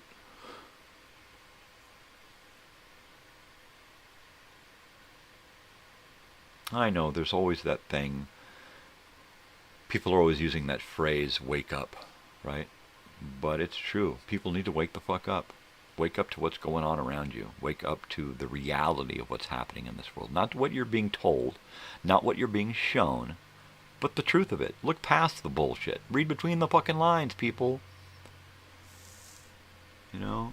Don't just, well, it says right here in this video that that's the truth, so it must be the truth. Don't fucking believe that bullshit. Don't believe what you do some fucking research. Get out of your comfort zone. Use your brain. Use some logic. Learn. Read actual stuff, right? There are places that you can go to read real information, not bullshit, not fake shit, not propaganda, meme fucking real stuff, right? You go to library websites and get a book. You go to university websites and read their stuff. All the information that's real is out there. They just don't give it to you. You got to dig it up. The stuff they give to you is the bullshit. The stuff they dole out like fucking candy for free is the bullshit, the propaganda, the stuff that they want you to think is real, so they can nudge you and push you and control you, right? If you watch TV and believe the bullshit on TV, you feel like you don't have any rights or laws, but you do. But they're not going to tell you what rights and laws you have. You have to find it on your own. Because an informed citizen is an intelligent citizen, right? And they don't want intelligent, informed citizens. They want fucking idiots and assholes they can fucking control and manipulate. Are you one of those? Right? Are you? Ask yourself. I'm not asking you. You need to ask yourself, what kind of fucking citizen are you? Are you an asshole, an idiot, a follower? Are you ignorant of what's going on around you? Or do you actually go out and find the truth in what's going on? Do that. Try that. I'm telling you. It's almost 6 a.m. here on the Pacific West Coast of these here United States. Disjointed, ununited states here.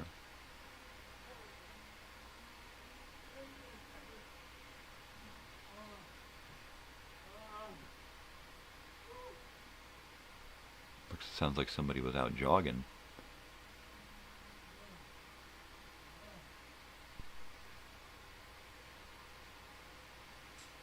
What the hell is that?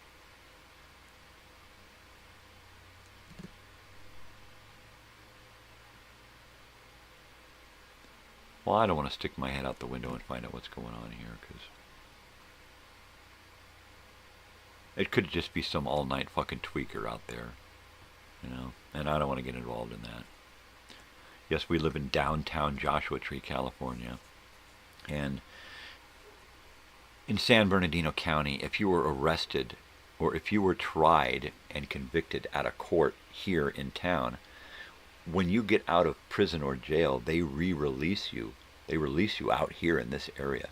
So we got all kinds of probationary people, parolees and stuff, people getting out of jail that are released out here. And you can tell because the first thing that they do is they go to a thrift shop or to Walmart, and they use what little money they have to get a backpack or a bag, something with wheels perhaps, and they get things that will take care of them because they can't leave the area.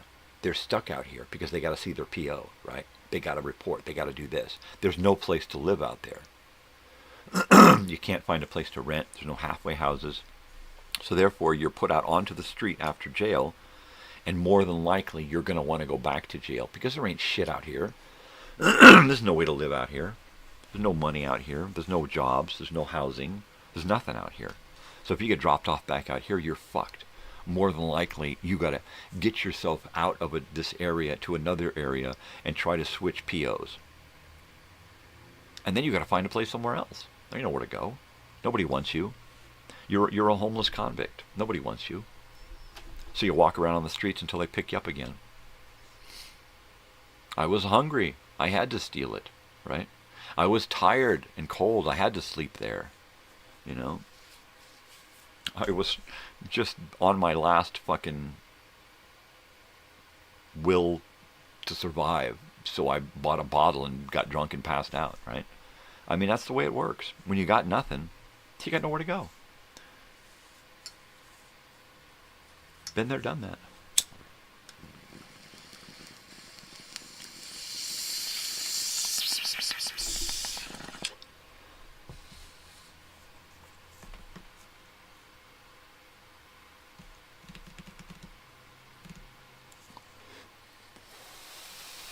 4th of July is coming up soon, and 4th of July to me means celebrating America and its accomplishments, but also celebrating America and its failures to its own people. And by its own people, I do mean the people who were here first, as well as the people who've come here recently.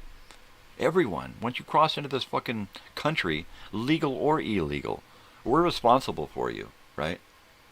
And if you're treated poorly, that only reflects upon us, right? As a nation.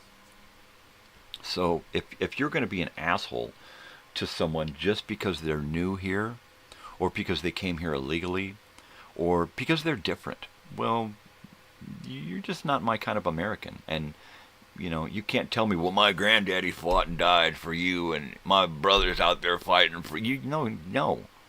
You can't say that, okay?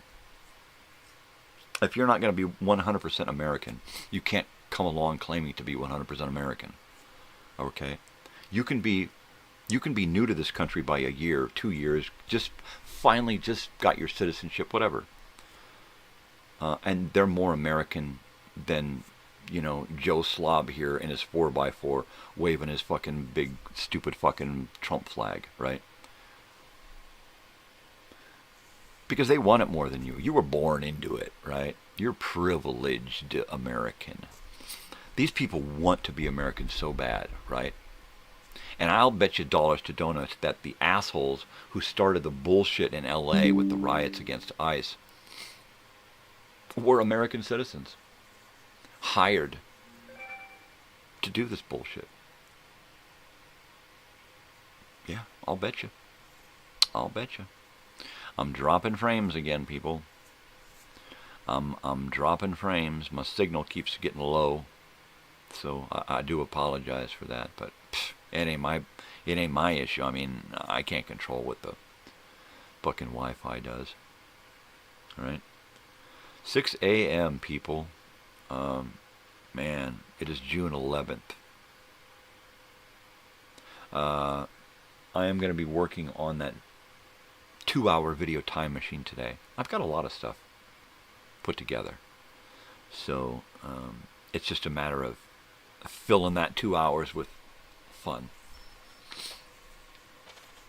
Last episode, we've got an entire episode of Carter Country, a TV show from the 1970s starring Victor French, which is great because I had never heard of it. At least I don't remember it.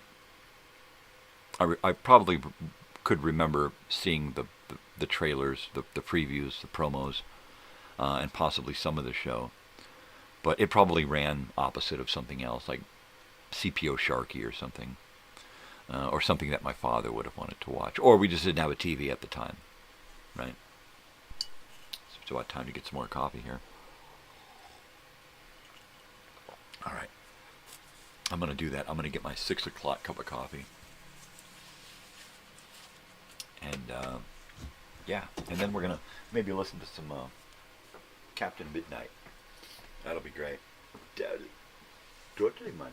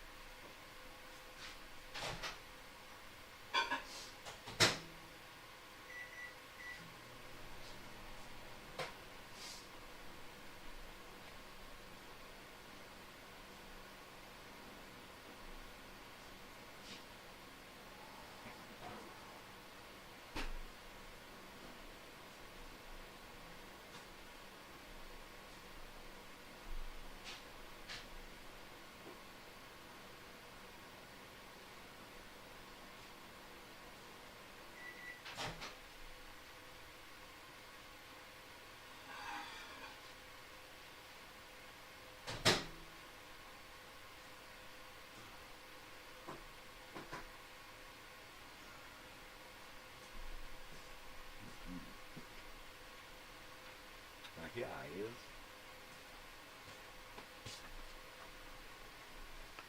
Totally, man. That coffee is hot. It is hot, hot, hot. Ah. Phew.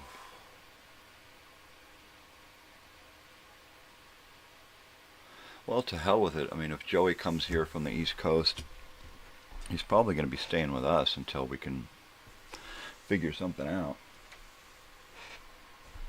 I would probably suggest that we try to find a trailer or mobile home here in the park, because they're really cheap to buy and fix up, and the rent is minimal. The rent is like $600 or $700 a month, which is what you'd be paying more than that to rent a room with somebody.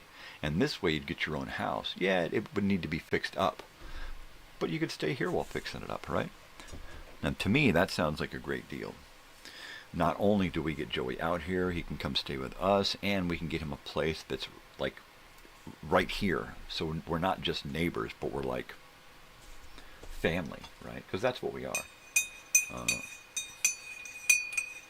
Joey's family.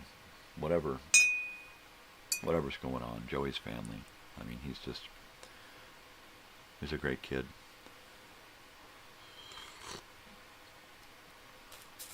It's hard to find good people, you know, and when you find good people, let them know that they're good people, and let them know that you want them to stay good people, and you want them to stay in your life, and help them to stay good people, you know. There's no way that I would ever try to influence Joey or anyone to do something that's not them, right? I'm not an influencer. I'm not. I'm just a guy. Well, if I want to influence, it's peace and love. That's what I'm trying to influence. I advocate peace and love.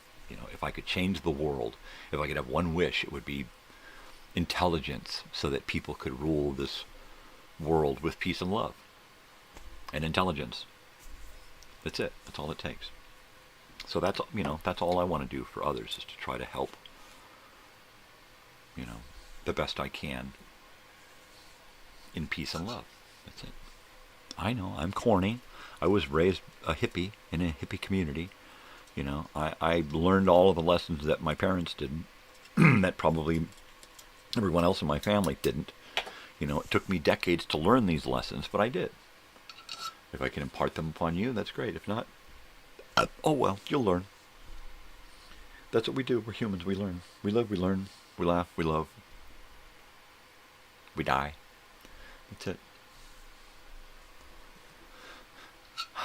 So this 2-hour time machine that I'm going to be doing, I think I'm going to be doing an international time machine. I think I want to do a lot of international stuff, because the 4th of July is coming up, and it's going to be all about America, right? So we're going to do International VTM, Video Time Machine. Let's try that. So when I do the commercial breaks, I'll do Japanese commercial breaks, German, Australian. I've done Filipino before. I'll try to find some Mexican. I'm just going to try to get as many different video adventures from around the world as I can and bring them. So educational films, I'll try to find those little educational films and cartoons and stuff. They're in foreign languages. Educational films about foreign countries, you know, travel logs from the 40s and shit. Those are always fun. Tina in Mexico. Tina, a girl from Mexico. That was it. That was a funny one. But those are neat. I like that. I like to travel around. I can't travel physically in the real world here a lot, so video is my window on the world. There you go. That's just the way it is.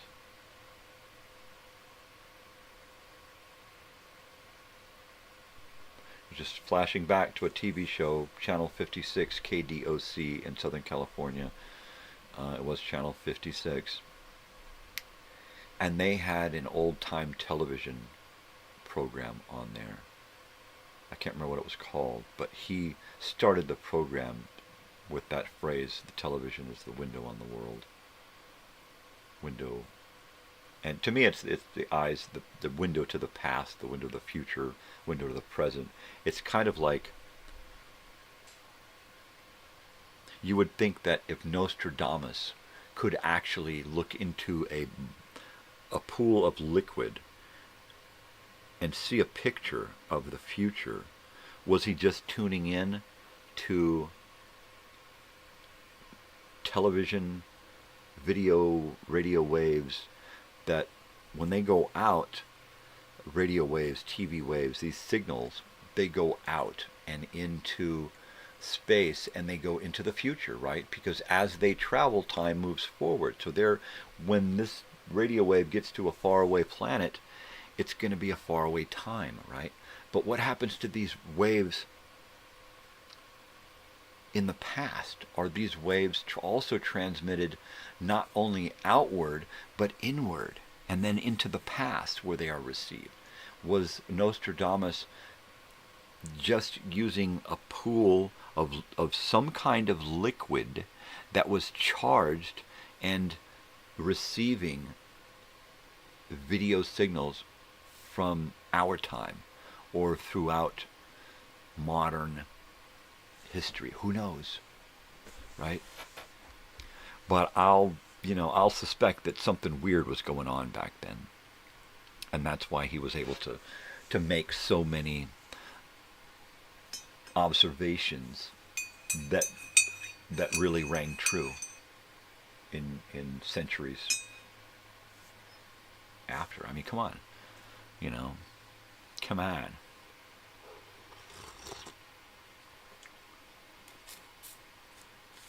Yeah, one thing to change humanity: intelligence. Not make everybody born super intelligent so that they are all smart, we don't have to go to school. I mean intelligence that is earned, right? There needs to be more of that. We need to have a better way of learning, right? You wait until kids are 5, and then you send them off to kindergarten, and they sit in a room with a bunch of other kids, and they learn doctrine from rote. They just learn crap, right? The first 5 years of schooling, right? I mean, it's like the 4th, 5th, 6th grade. It should just be about, learning ABCs, 1, 2, 3s, history, that kind of stuff. But the meat of it should be learning how to take care of ourselves and each other and our community and our homes and our families and that kind of stuff. So that by the time we get to junior high and high school, we are our citizen base that we want to take care of the world, right? There needs to be more education directed toward humanity, right? Yeah, all of these things, most of the shit that we're learning through school can be packed into such a short period of time, right? And everything, all the other time, we need to really, the first 6 years of schooling, we need to be taking care of each other, right? Yes, by the 6th grade, we should all be math geniuses. We should be literary geniuses. We should know our history, right? But we should more than that, we should know how to take care of each other, how to be good to each other, right? Have a strong foundation of love and care and understanding, and then move forward. And then junior high, junior high and the first couple of years of high school, that should be the learning period where you're trying to decide where you want to focus your education, so that by the time you get to the last 2 years of high school, you are either in some form of trade school during that last 2 years, or you're preparing for higher education, or you are taking a 2-year course on parenting and child rearing, period. If you don't complete this course and have a certificate that says that, yes, you have learned how to take care of children from beginning to end, you should not be allowed to have children, right? Children are used as bargaining chips. Children are used to get welfare money. Children are used to as a tool between families, as an arguing point, right? So many things wrong with humanity right now comes from the fact that people think that it's a privilege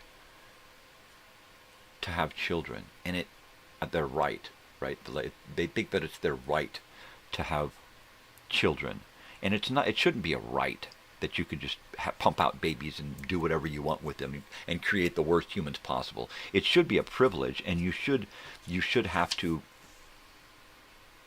really should have to learn how to do it. My parents did it. Well, look how fucked up you became, right? And now you're going to do it to another 6 people? No. And it should be 2. That's it. 1 for 1. Mom's got a baby, dad's got a baby, right? We got 2 kids each. 2 kids per family. 2 kids per couple. You know, if you're single and you can manage it and you've taken the courses and you can be a single parent, adopt. There's a lot of adoption that needs to happen. That should change too, right? There should never on this planet, at some point in the future, I would hope soon, there should never be a child born that is not expected to be born. We should not have mistake children. We should not have families of 5 kids where mom and dad say, yep, these 2 were planned, but those 3 were unplanned, right? There should never be that. There should never be that, right? We as a species should be above that. We should be smarter than that by now. And we're not, because we keep being dumbed down by those who have authority. You have to take it upon yourselves, people, to learn how to be a better person, because they're not going to teach you. You have to logically look at what's going on around you and make a conscious choice to be better than that. Right? Put down that phone. Stop watching those stupid videos that get into your head and make you a horrible person, whether you know it or not. Right?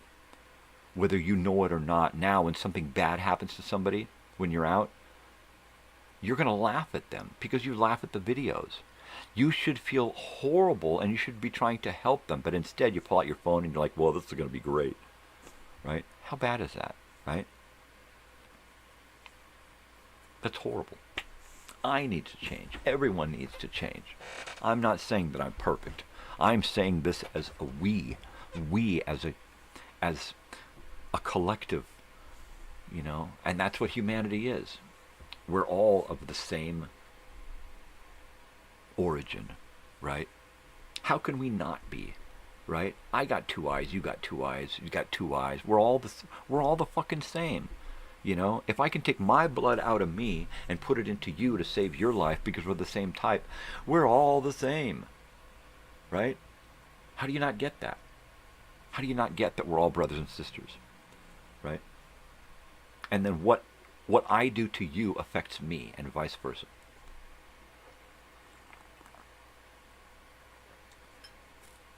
How can you go through life thinking that your people are better, your religion is better, your skin color is better? How can you do that? And then if you can, how can you look at your fucking self in the mirror and think, I'm better than them? I'm better than them because of where I was born. I was born to these. You had no fucking choice. You didn't decide that you were going to be born to those people, and they didn't decide they were going to be born to those people in that place, right? Where do you get this privilege? You're lucky is what happened. You're lucky that you were born here and that you were given this and you were allowed to have that, right? And they were unlucky, right? And all they want is a better life.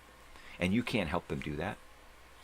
You can't, if you don't want to overpopulate this place, well then manage your own fucking crotch. Stop trying to manage others, right?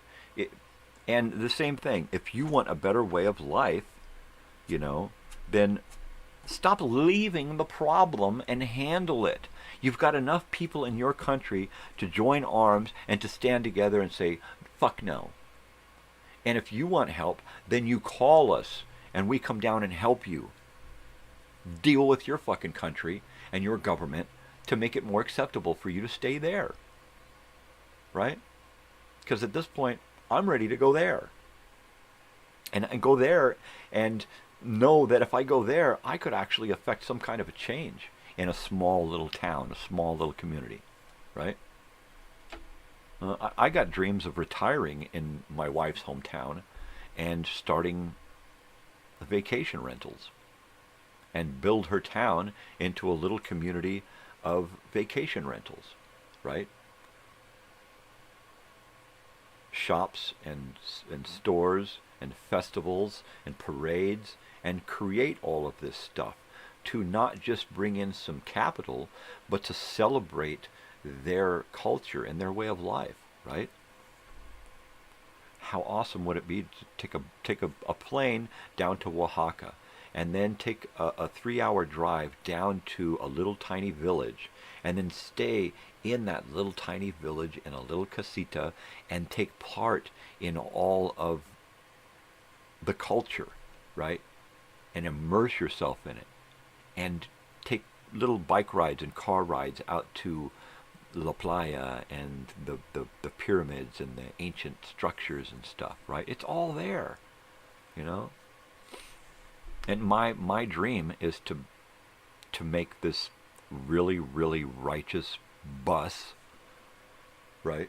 A really righteous tour bus motorhome, fill it full of all of our stuff, and a big trailer pulled behind to, with a couple of vehicles in tow, and a caravan, and just move, and just leave the fucking country.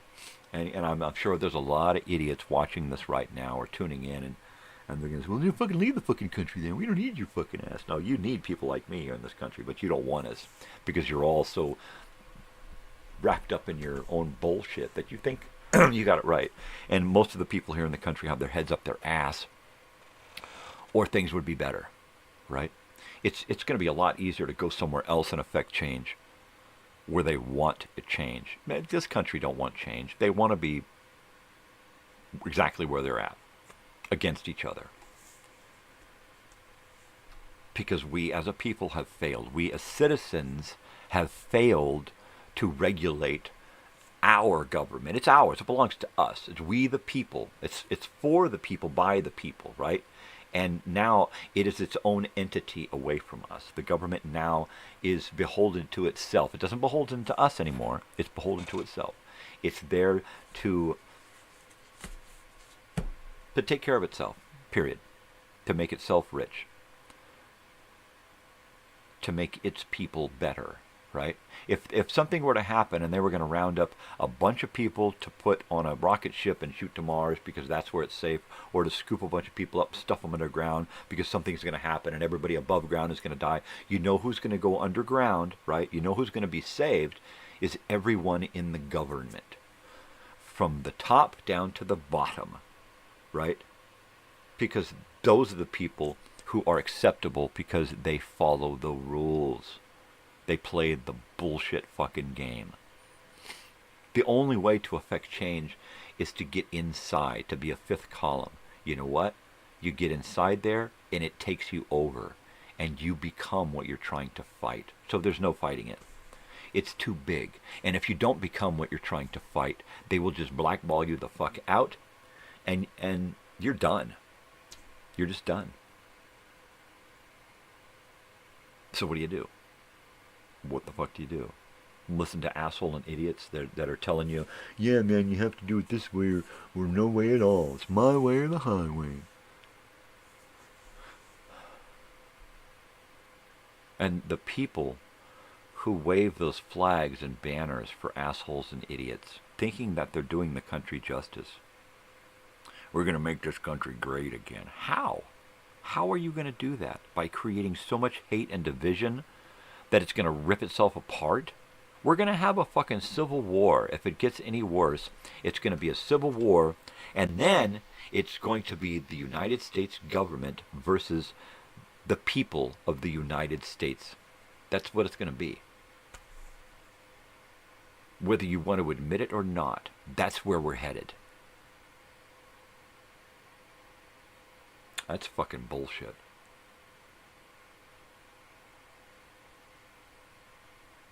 And then our country supplies other countries with arms to better not defend its people and its country, but to defend its governments from its citizens. That's where, if you look at the different things that are going on in the world where the citizens are trying to fight the corruption in the government, and you see the guys come out in their SWAT gear and their police gear, you look at all of the shit that they're wearing, all right? You look at the riots in the Philippines, the riots in Mexico, the riots anywhere in the northern hemisphere, and what are they fighting their people with? What are they fighting their citizens with? United States weaponry. Because we give it to them. We sell it to them. We offer it up as payment. And it's used against those governments' own people. All the time. All the fucking time. We do that. That's what we do for the world. We supply the world with hate and division.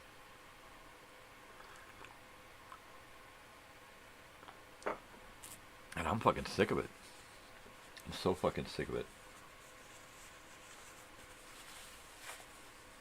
There's just no fucking changing it. You know? There's just no fucking changing it anymore. Horrible, horrible people in charge, controlling horrible people, minions, to do their bidding. Horrible people out there trying to make change in a horrible manner. I mean, it sickens me and saddens me.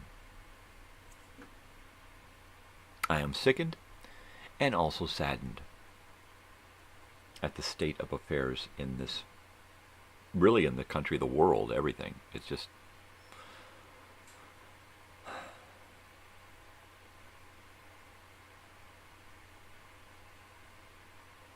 if I were to go on a hunger strike, I'd last about 2 days, because I'm already shriveled up, right? I'd probably last 2 or 3 days, and then I would just be done. But would that even matter? Nobody would care. Look at what Gandhi did. He starved himself to death, and nobody gave a shit. Ooh, we talked about it, had movies and stuff, but nobody gave a shit. Nothing changed. You know, we freed fucking concentration camps. Nothing changed. You know, nothing fucking changed.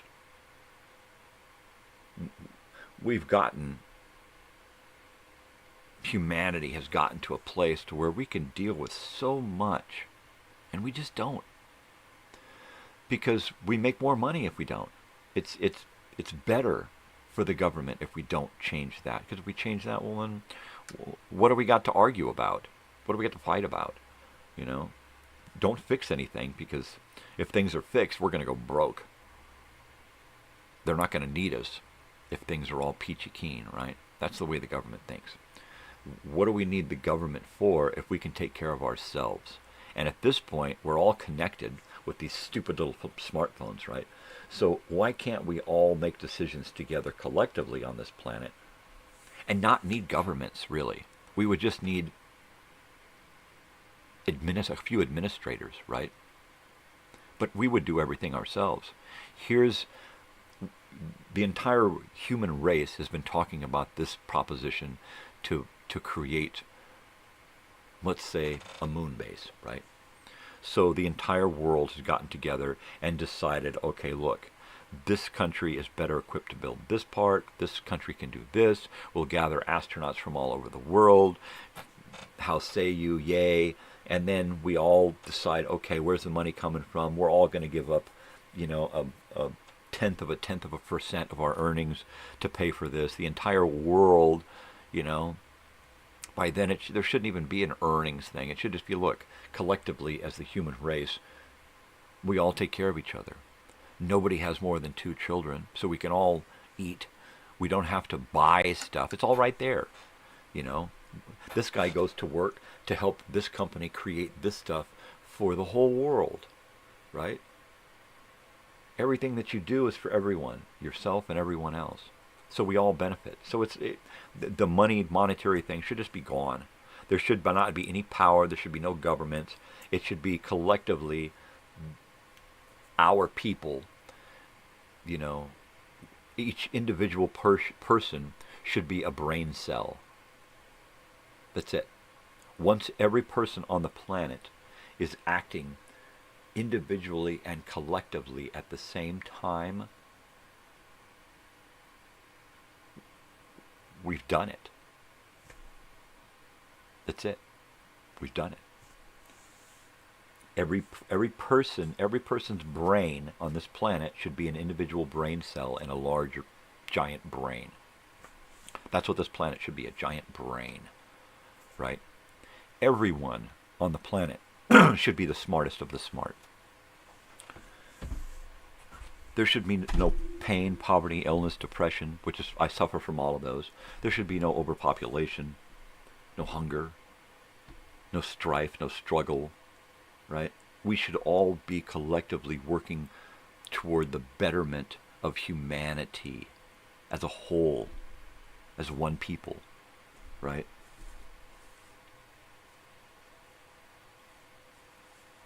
If everyone is allowed to progress in their own way, at the same time doing it for the collective, right? I mean, come on. Doesn't that sound perfect? And it only sounds like fantasy because of the bullshit we've been programmed with. That's it. If you take out the bullshit programming, the governmental bullshit, the bureaucratic garbage, the schooling that we've got, and you think about that, what I've been talking about this last hour, it doesn't seem like fantasy if you think about it logically and how to implement it, right? How to implement it. Everything's got to go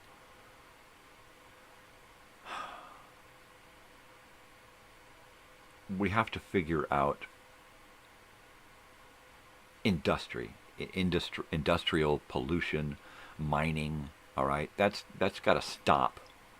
And we have to we can stop production and mining and gouging the earth for materials if we stop the production of babies at the same time, all right? If we go null and void in the baby department for 5 years, we don't have to mine for 5 years. We recycle during those 5 years because we don't need to make new stuff for new people. We recycle old stuff because people in that 5 years, we are going to lose so many people. Naturally, we are going to lose so many human lives on this planet in 5 years that it's going to balance out real quick, right? Population is going to shrink drastically. We do that for 5 years. That's all. We also stop the mining and the production of things that cause pollution, right? and at the same time we switch to public transportation. Now we are polluting less, we're populating less, and we're consuming less, right? All in 5 years, the world is going to change. The face of the earth will change so much. The sky will get bluer, the snow will get whiter, the water will get cleaner, the air will get fresher, everything will change. The people will become better. At the same time, during that 5 years, we affect change in the schools, so that in 5 years, when those babies are being born, all right, after that, the first babies, they go to a new school system, all right, that we've been working on for 5 years. So when they get to school 5 years down the road, it's a completely different animal, all right? Because during that 5 years, the kids who were born at the beginning of that 5-year baby blockout, right, are going to be then starting school, and they're going to start a new school, right? And that's where we're going to see the change. We're going to see the change in the planet. We're going to see the change in the people. Pollution, everything is going to change. Within 5 years, that's all it takes. And at the same time, we dissolve a lot of the bureaucracy in the governments, and we hone it down to just administrative stuff. We take the bullshit out of the phones, and we put in citizen oversight, right? Every citizen now is in charge. Right? It's going to be weird at first, where people are going to be ratting on their neighbors for polluting, right? Taking videos and reporting their friends and family for doing wrong things. It's going to be a little weird for a while, but we're going to get past that and get to a point to where everybody's going to start to give a shit, really care about everyone around them, you know? So we won't have snitches and bitches. We'll have people who give a shit, right? They won't be like recording videos, and they'll be like, hey, stop this. You know, you need to know. You need to do this better. You need to rethink that. You need to go to therapy, right? You need to do whatever it takes to get you straightened out so that you can be a viable member of the community and not a hindrance. The prisons are going to fill up, and then once they fill up and are re-educated, not just prisons for profit, let's get them back out on the street to make sure they're going to get rearrested again, because that guy was great at welding and we need him back, right? We don't need that. Prisons should be a thing of the past, right? Crime should be a mental illness. Drug abuse. Drug abuse and crime is brought about by society because there are so many disenfranchised people who just don't fit in. They can't work, they can't function in society, and therefore they turn into criminals, they turn into drug addicts, they turn into assholes and idiots. That's fixable, but not with prisons, not with jails and shit, not with laws that only serve a select few and not these people over here, right?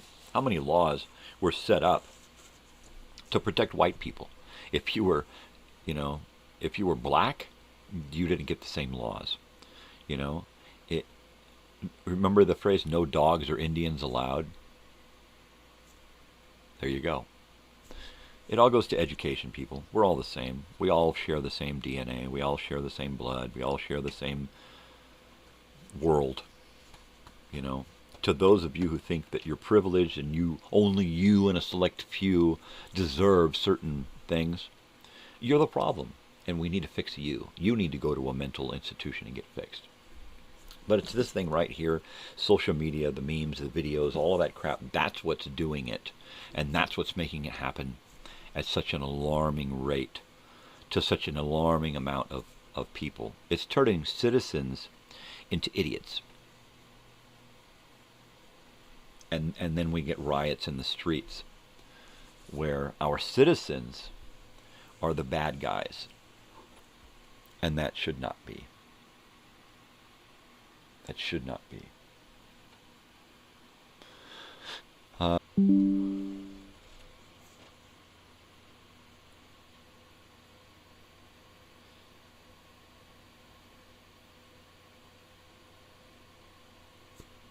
Okay, I appear to be back. I guess we're going to find out here.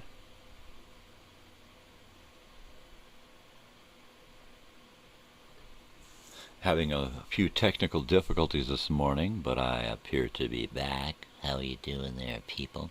All right, great. So I am going to play an episode of, it's a 14-minute episode of Captain Midnight. So let's put that in the background while we're talking this morning. Whoa. There we go.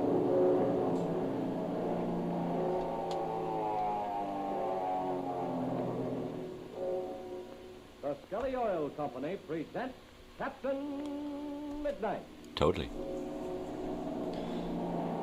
So you can find this in the playlist. I only have one episode. Captain Midnight, brought to you 3 times each week by the Scully Oil Company, Scully Jobbers and Dealers. Arr. And now, as I told you yesterday, this is Dad's night on the Captain Midnight program. We hope there are lots of dads listening in, and we want you all to know that you're heartily welcome here. Heartedly. We hope you'll enjoy Captain Midnight almost as much as those wide-awake sons and daughters of yours do. And here's something else. I want to thank you. Wide awake. It must be a late program, right? It's after 8. Kids should be asleep. Without your cheerfully stopping at your Scully service station with your eager young aviation enthusiasts, it would be almost impossible to carry on all the activities of the flight patrol that your sons and daughters enjoy so much. Now, maybe they don't tell you so, but I'm sure they really do appreciate your stopping for their spinning medals of membership and their flight patrol reporters and all the other giveaways their Scully man has for them every few weeks. But here's the thing. We hope you don't mind it very much either, because, of course, we think that every stop at a Scully service station is a worthwhile one for any man's car. And we think you'll find it so as time goes on. Scully men do their best to render a really superior These brand old of service. advertisements. That's in keeping with the superior quality of the Scully products they admin. sell. You know, honestly, I think the downright personal... And the giveaways. The giveaways were great. I wish I had a Captain America something, or Captain Midnight something, right? Tailor-made Aeromax gasoline he pumps into your tank. And I think the little extra courtesies he renders with a smile are worth a lot, as is the long-lasting protection your motor receives from Scully Tagoline motor oil. And surely the expert knowledge he puts into practice in his Scully Grease Master service is every bit as important as the scientific perfection of the Scully lubricant he uses in each part of your car. Yes, when you come to count the benefits, I think you'll be glad you got into the habit of stopping at your Scully service station. Really? And if you haven't already got the habit, well, there's a young co-pilot sitting beside you there who'll be mighty glad to chart your course to the nearest Scully service station and maybe even introduce you to the Scully man personal. Why don't you try it, Dad, the next time you're out with the family car? And now to Captain Midnight. A happy throng, indeed, are gathered together at Senor Juan Paredes' hacienda in the central part of Mexico. Ivan Shark has been driven off, and all of Senor Paredes' people have been reunited. Senor Paredes would like to have Captain Midnight and his friends stay for a long visit, but that, of course, is impossible.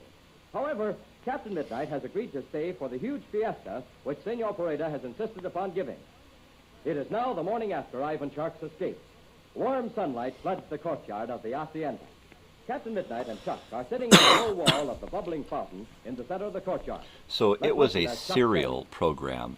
There was usually about 8 minutes of program, and the rest of it was commercial for Shelley Oil and Captain Midnight propaganda crap, you know, where they would tell you about their decoder and then give you a code, and the code was usually drink more Ovaltine, just like in the movie Christmas Story. Right?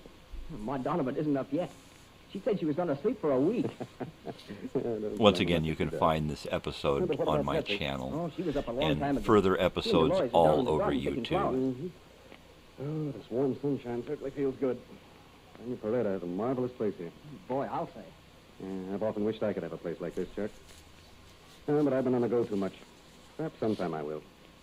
If I didn't have several worries in my mind, I could relax completely. A lot of these programs back then in early radio were created Well, to tell you the truth, I'm just more worried about Major to Steele and Conway. showcase the You don't product, think they've across the border, do you? right? No, I don't. Little think they ever Orphan got to an Annie airport, either in was Mexico or brought to across the the border. radio If they had, we'd have just heard from them by this for time. Ovaltine, What are you because gonna do about Ovaltine wanted a show. Well, I haven't The quite decided. Shadow was But created I think we'll take off on that Blue Wing because plane that I belonged think to Blue Ivan Sharkey Cole pilot Gardo. You mean look for wanted Major a Steele? program of their own. We'll follow a course which I think was the logical one for him to take. Who are we going to take with us? And there's room for 4. Yes, I know. A lot of Haven't the decided it early yet. sponsors, over later. We could creators leave of Mom these taxi down here programs and come back for them later. were just the products Yes, that they that's were one hawking. possibility. And I know That was Senor it. Paredes would be greatly pleased to have them stay. Roma when do we take Wine off? presents Tomorrow, I guess, Chuck. Suspense. I'd like to go today, but I want to be sure and check that plane over so that I know it'll stand the trip. Oh, gosh, I forgot. Yeah? Senor Paredes' big festa is going to start right after noon. Yes, I know. Yeah. We've got to be here for the first day of it. Senor Paredes would never forgive us if we weren't. You know, there's another thing I've been worried about. Yeah? What's that, Chuck? Senor Paredes' treasure. He hasn't said a word about it, and I'm beginning to wonder if Ivan Shark didn't find it and take it away with him. Well, from what Senor Paredes said, I have reason to believe his treasure was hidden somewhere in that water chamber. But Oh, look. I'm not... Here comes Senor Paredes now. Oh, yes. We'll find out about that treasure now. Good morning. I want to be up here. The sunshine, it is good. Yes, you you can better see do, the Senor morning. Paredes. This is such a warm spot here that I just can't get myself to move. You sure got a swell place, Senor Paredes. Yeah. I'm going to have one something like it myself someday. Only, of course, not so big. You like this country, mi amigo Chuck. If you do, I will give you some land and you will live here with us. Senor Paredes. Right on. I want to go There's something there. I wish to ask you. See me, Capitan. You ask me the question, and I will answer. Well, has everything come out as you had hoped, Senor? Are you completely happy? See me, Capitan. But why do you ask? Well, you're sure you haven't lost something very valuable? But mi Capitan, I began to see what it is you are talking about. You are afraid I have lost the Paredes treasure. Is that not it? Well, yes, Senor. That's what I was driving at. I will explain to you, mi Capitan. When we go to the temple, I'm afraid someone will find the treasure. So I go down and I take it from the hiding place. I have it now in the hacienda. Oh, gosh, Captain Midnight. Isn't Gosh. that swell? You see, Senor Paredes, we were afraid that maybe Ivan Shark had stolen the treasure and taken it away with him. Yeah. Now I see, mi amigos. You have the fear for me, but that is not necessary. I tell the truth. I am the most happy man in the world. You can I have totally the tell Dolores that's a and the white hacienda guy. And me treasure. He ain't got a that's good. Mexican Well, come on, bone Chuck, in I his guess we better get body. over to that plane that belonged to Gardo and check it over.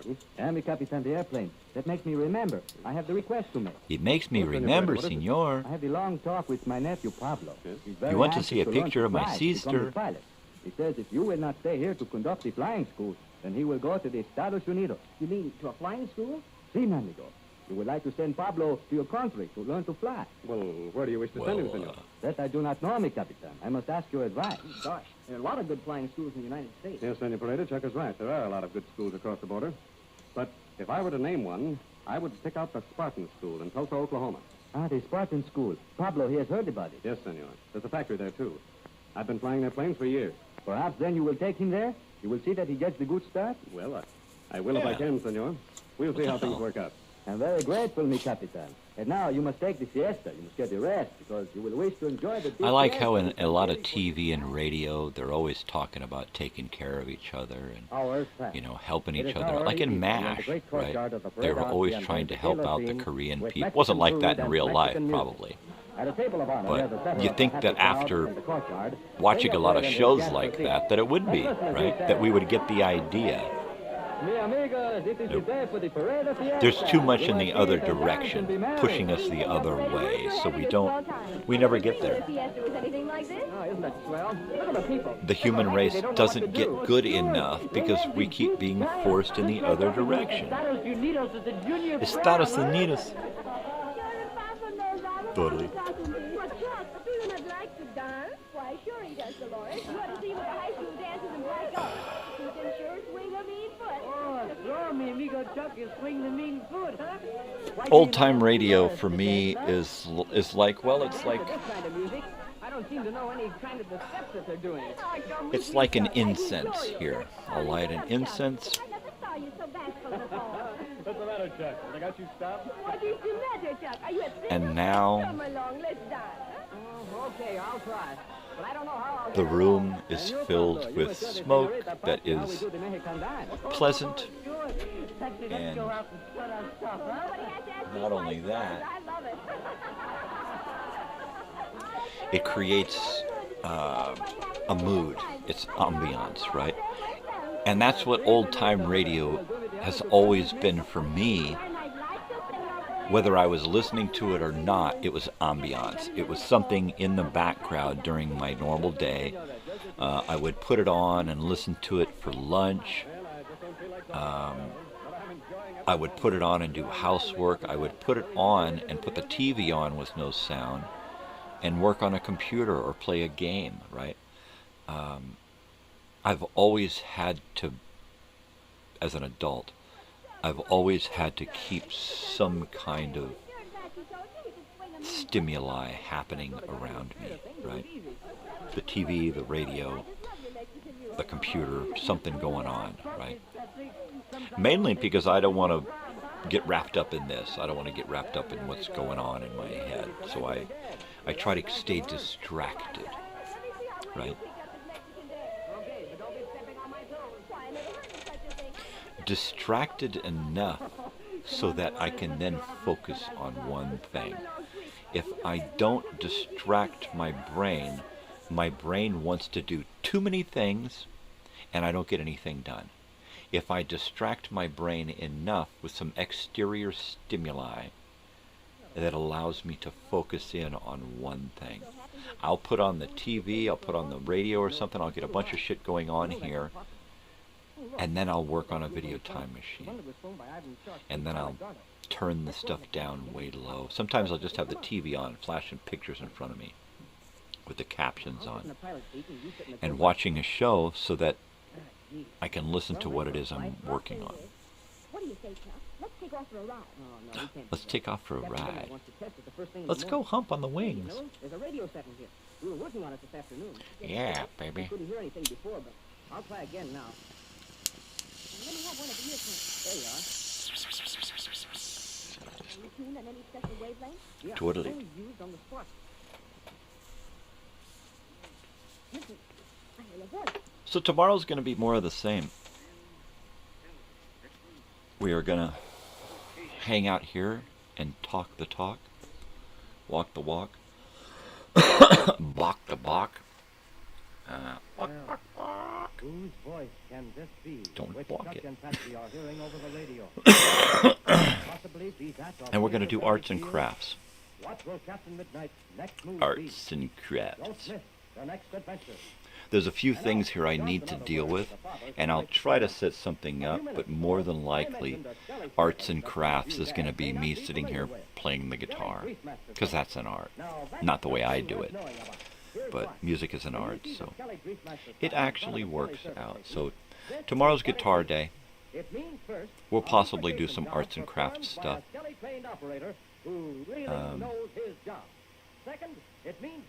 And Friday is playing with matches, which means that we're going to sit here, look at matchbooks from the past, and talk about the past, being a rowdy kid.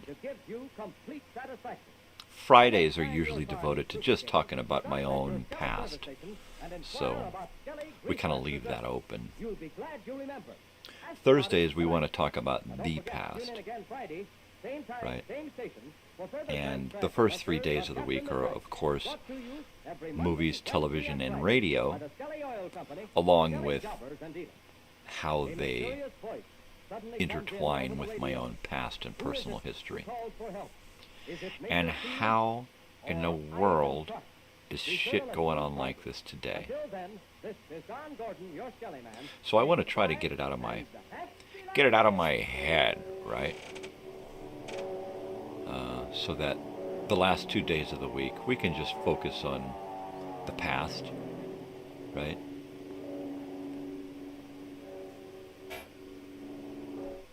And that is some of the Captain Midnight, and that's it. That's all she wrote. That's all there is to it, baby. Baby, let me click back to my morning program here. And oh, look at that. Here I am. You don't need to see that. That's just crap. That's just crap. Let me go back to my morning. Morning. Morning's season 4, and there is the close. All right. So, gosh.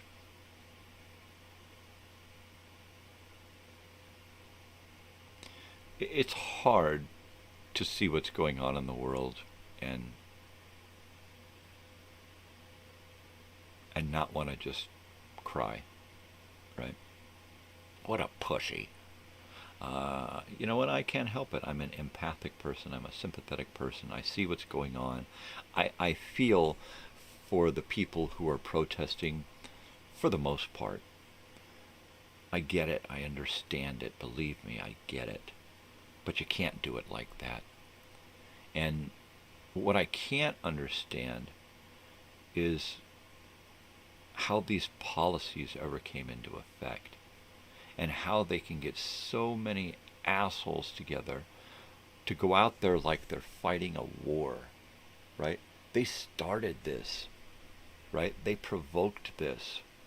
Whether these guys are acting correctly or not, protesting it, the good guys supposedly started this, right? Which is usually the case. The American government usually starts most of the bullshit that they get themselves into, directly or indirectly, overtly or covertly. They do it. They make it happen. And they're going to cause all of this shit to happen, and then come along and say, well, now we've got to do this. Now we got to change this. You guys are no longer going to be allowed to do this because you can't do it peacefully. And I'll bet dollars to donuts that the people who began this protest had nothing to do with the assholes, the few assholes who started the violence and the vandalism. Yeah, you know, there were probably very few people sitting at home watching what was going on and decided to put on a mask and grab a club and run out there, right? I just don't get it. And I really don't get how, well, you know, I was going to say how our government can find so many assholes to work for them. But there you go. They can, obviously, because this country is filled with a lot of entitled, arrogant, asshole fucking Karens. And, you know, I'm sorry, but a couple of these government agencies are doing more damage than good, right? They should not be involved. They should not be involved in this. We should not be involved in this. The government should not be involved in this. We should go back to an immigration department, right? And that should be separate. And if things get bad from there, then those people should be passed on to ICE and Homeland and all that other crap. But it shouldn't be, you come to this country and we're going to treat you like a criminal. And then if you're in this country, we're going to treat you like a criminal, right? Regardless of how they got here, what they were trying to escape, what they're trying to achieve, right? Haven't we learned enough? It's been, what, 250 years almost? And we still keep fucking up. Our own citizens, the Aboriginal people of this country, the natives, and we just keep on with the arrogance and the entitlements and the stupidity and the division. No, I don't stand with either side at this point. If either side are going to act like idiots and assholes, I'm sorry, I can't go for either side. I can't just pick a side, all right? I'm not one of those types of people who can just decide, well, they're wrong and I'm right. I can't do that, right? I can decide that, look, both of you guys are wrong so much that I don't want to have anything to do with either fucking one of you, period. There needs to be a third party involved. It needs to be the the local government needs to get involved and say, look, we're not with them and we're not with you. But this is happening in our town, and the both of you need to cut it the fuck out. Pack up your fucking army gear and get the fuck out of here. Pack up your torches and pitchforks and get the fuck out of here. We're going to arrest both of you from both sides locally. You're both breaking laws. Get the fuck out of here, all of you, now. LA won't do that because LA is too fucking political. But that's what LA needs to do. Each community needs to do that. If it starts in their community, they need to tell both sides to hit it or quit it, motherfuckers. We don't need that. We just don't need that.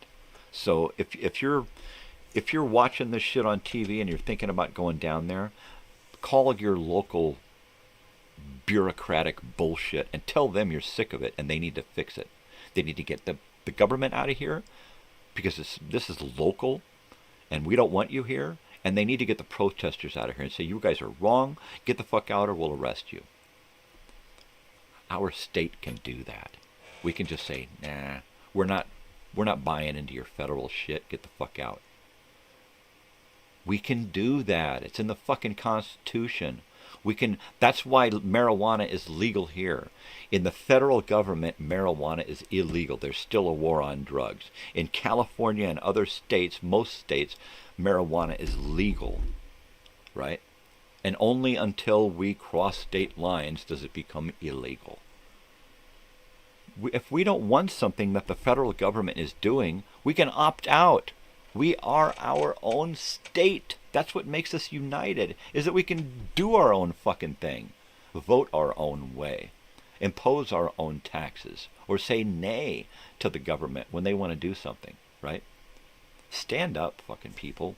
Wake the fuck up. Get off of that fucking bullshit that you're Put down your fucking phone and think for yourself, right?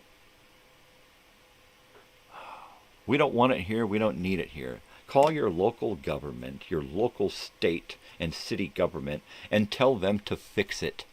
We don't want it here. We don't want either side here. Tell ICE to take it to another fucking state. Go back to the border.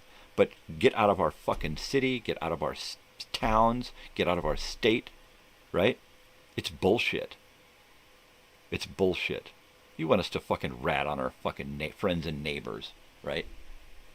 And just turn a blind eye to the bullshit that's going. It's fascist. It's fucking Nazism. It's another bong hit before I go. I'm sick of it. I'm sick of both fucking sides. You're both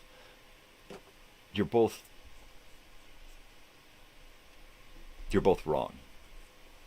You know? Different sides of the same fucking coin.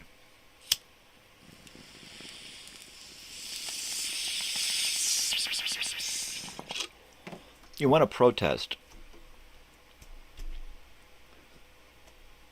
pass out flyers door to door with the phone numbers of your local and state government officials, the people that do the changing, that make the changes happen. You want to flood the phones, you want to flood the fax machines, the emails. You want to hit them heavy and say, look, we're sick of this. These guys coming into our state from the federal government are fucking with everybody. The problems that they are causing is fucking with everybody. You need to change it.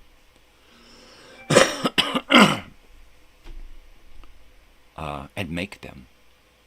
We pay the bills, we pay the taxes, we pay them, we vote them in.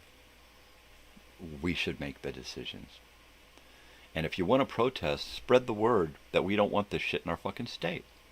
Period. You know? Whether they are citizens legally or not, they are our fellow brothers and sisters, and we shall take care of them. If you want to treat me like Jim Brown, right, from early in the Civil War, then fine. I am he.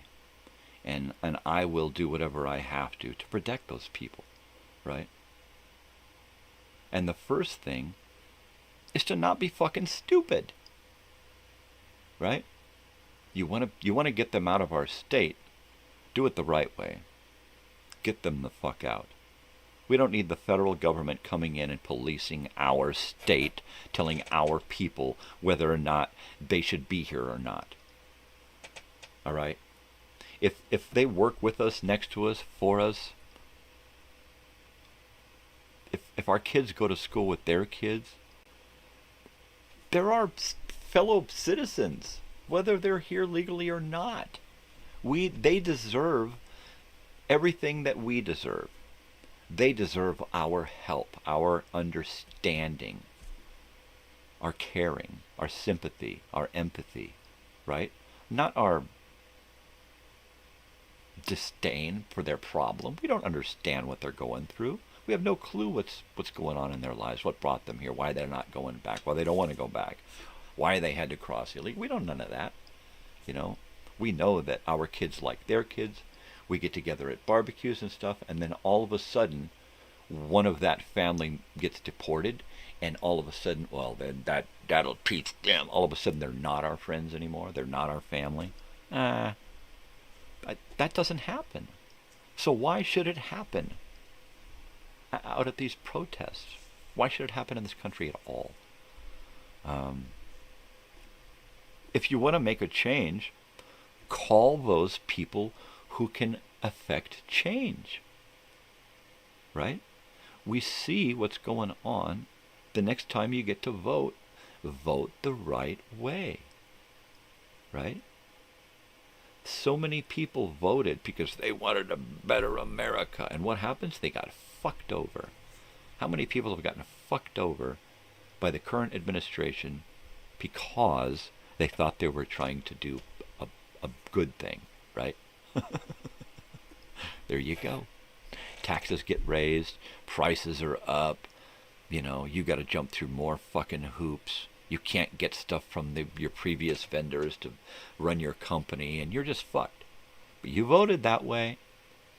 Here comes ICE to take half your employees. You voted that way. Idiots. Idiots. Idiots. All right, I got to go, people. It's getting late. I got to warm up my coffee, say good morning to the old lady and the dogs, and we're not doing anything today, so hopefully we'll get some stuff done around the house and have some fun. I'd like to get this room behind me. I'd like to get this set up a little bit better, because right now it's pretty thrashed. So I want to do something with that. So join me tomorrow morning to see what it looks like. Will I have done anything to do any change in here? Will I have had the opportunity to affect change in my own world in a positive way? We'll see. All right, people, you know what to do out there in YouTuber land. Pardon me. Be kind. Spread peace and love. Not bullshit. Do something for yourself, but do something for somebody else too. Why? Because it makes you feel good. Makes them feel good. Makes the world a better place. You know what I'm saying? All right, people. Most especially, stay weird. Because if you ain't weird, ain't nobody gonna be weird for you. You know what weird is? Being kind, being courteous, spreading peace and spreading peace and love, and not bullshit. Doing nice things for somebody, and not for monetary reasons. Just being nice. That right there is weird. So be weird. Go out there and just smile at people and say, hi, how you doing? How's your life? How's your world today? Is everything going okay? You know? Be like a busboy or a waiter to the world. Hi, how are you? How can I help you today? What's going on? I don't see a smile. Right? All right, people. Love you. Take care of yourselves. I'll see you in the morning. Adios. No, really. Get out of here. Go on. See you tomorrow.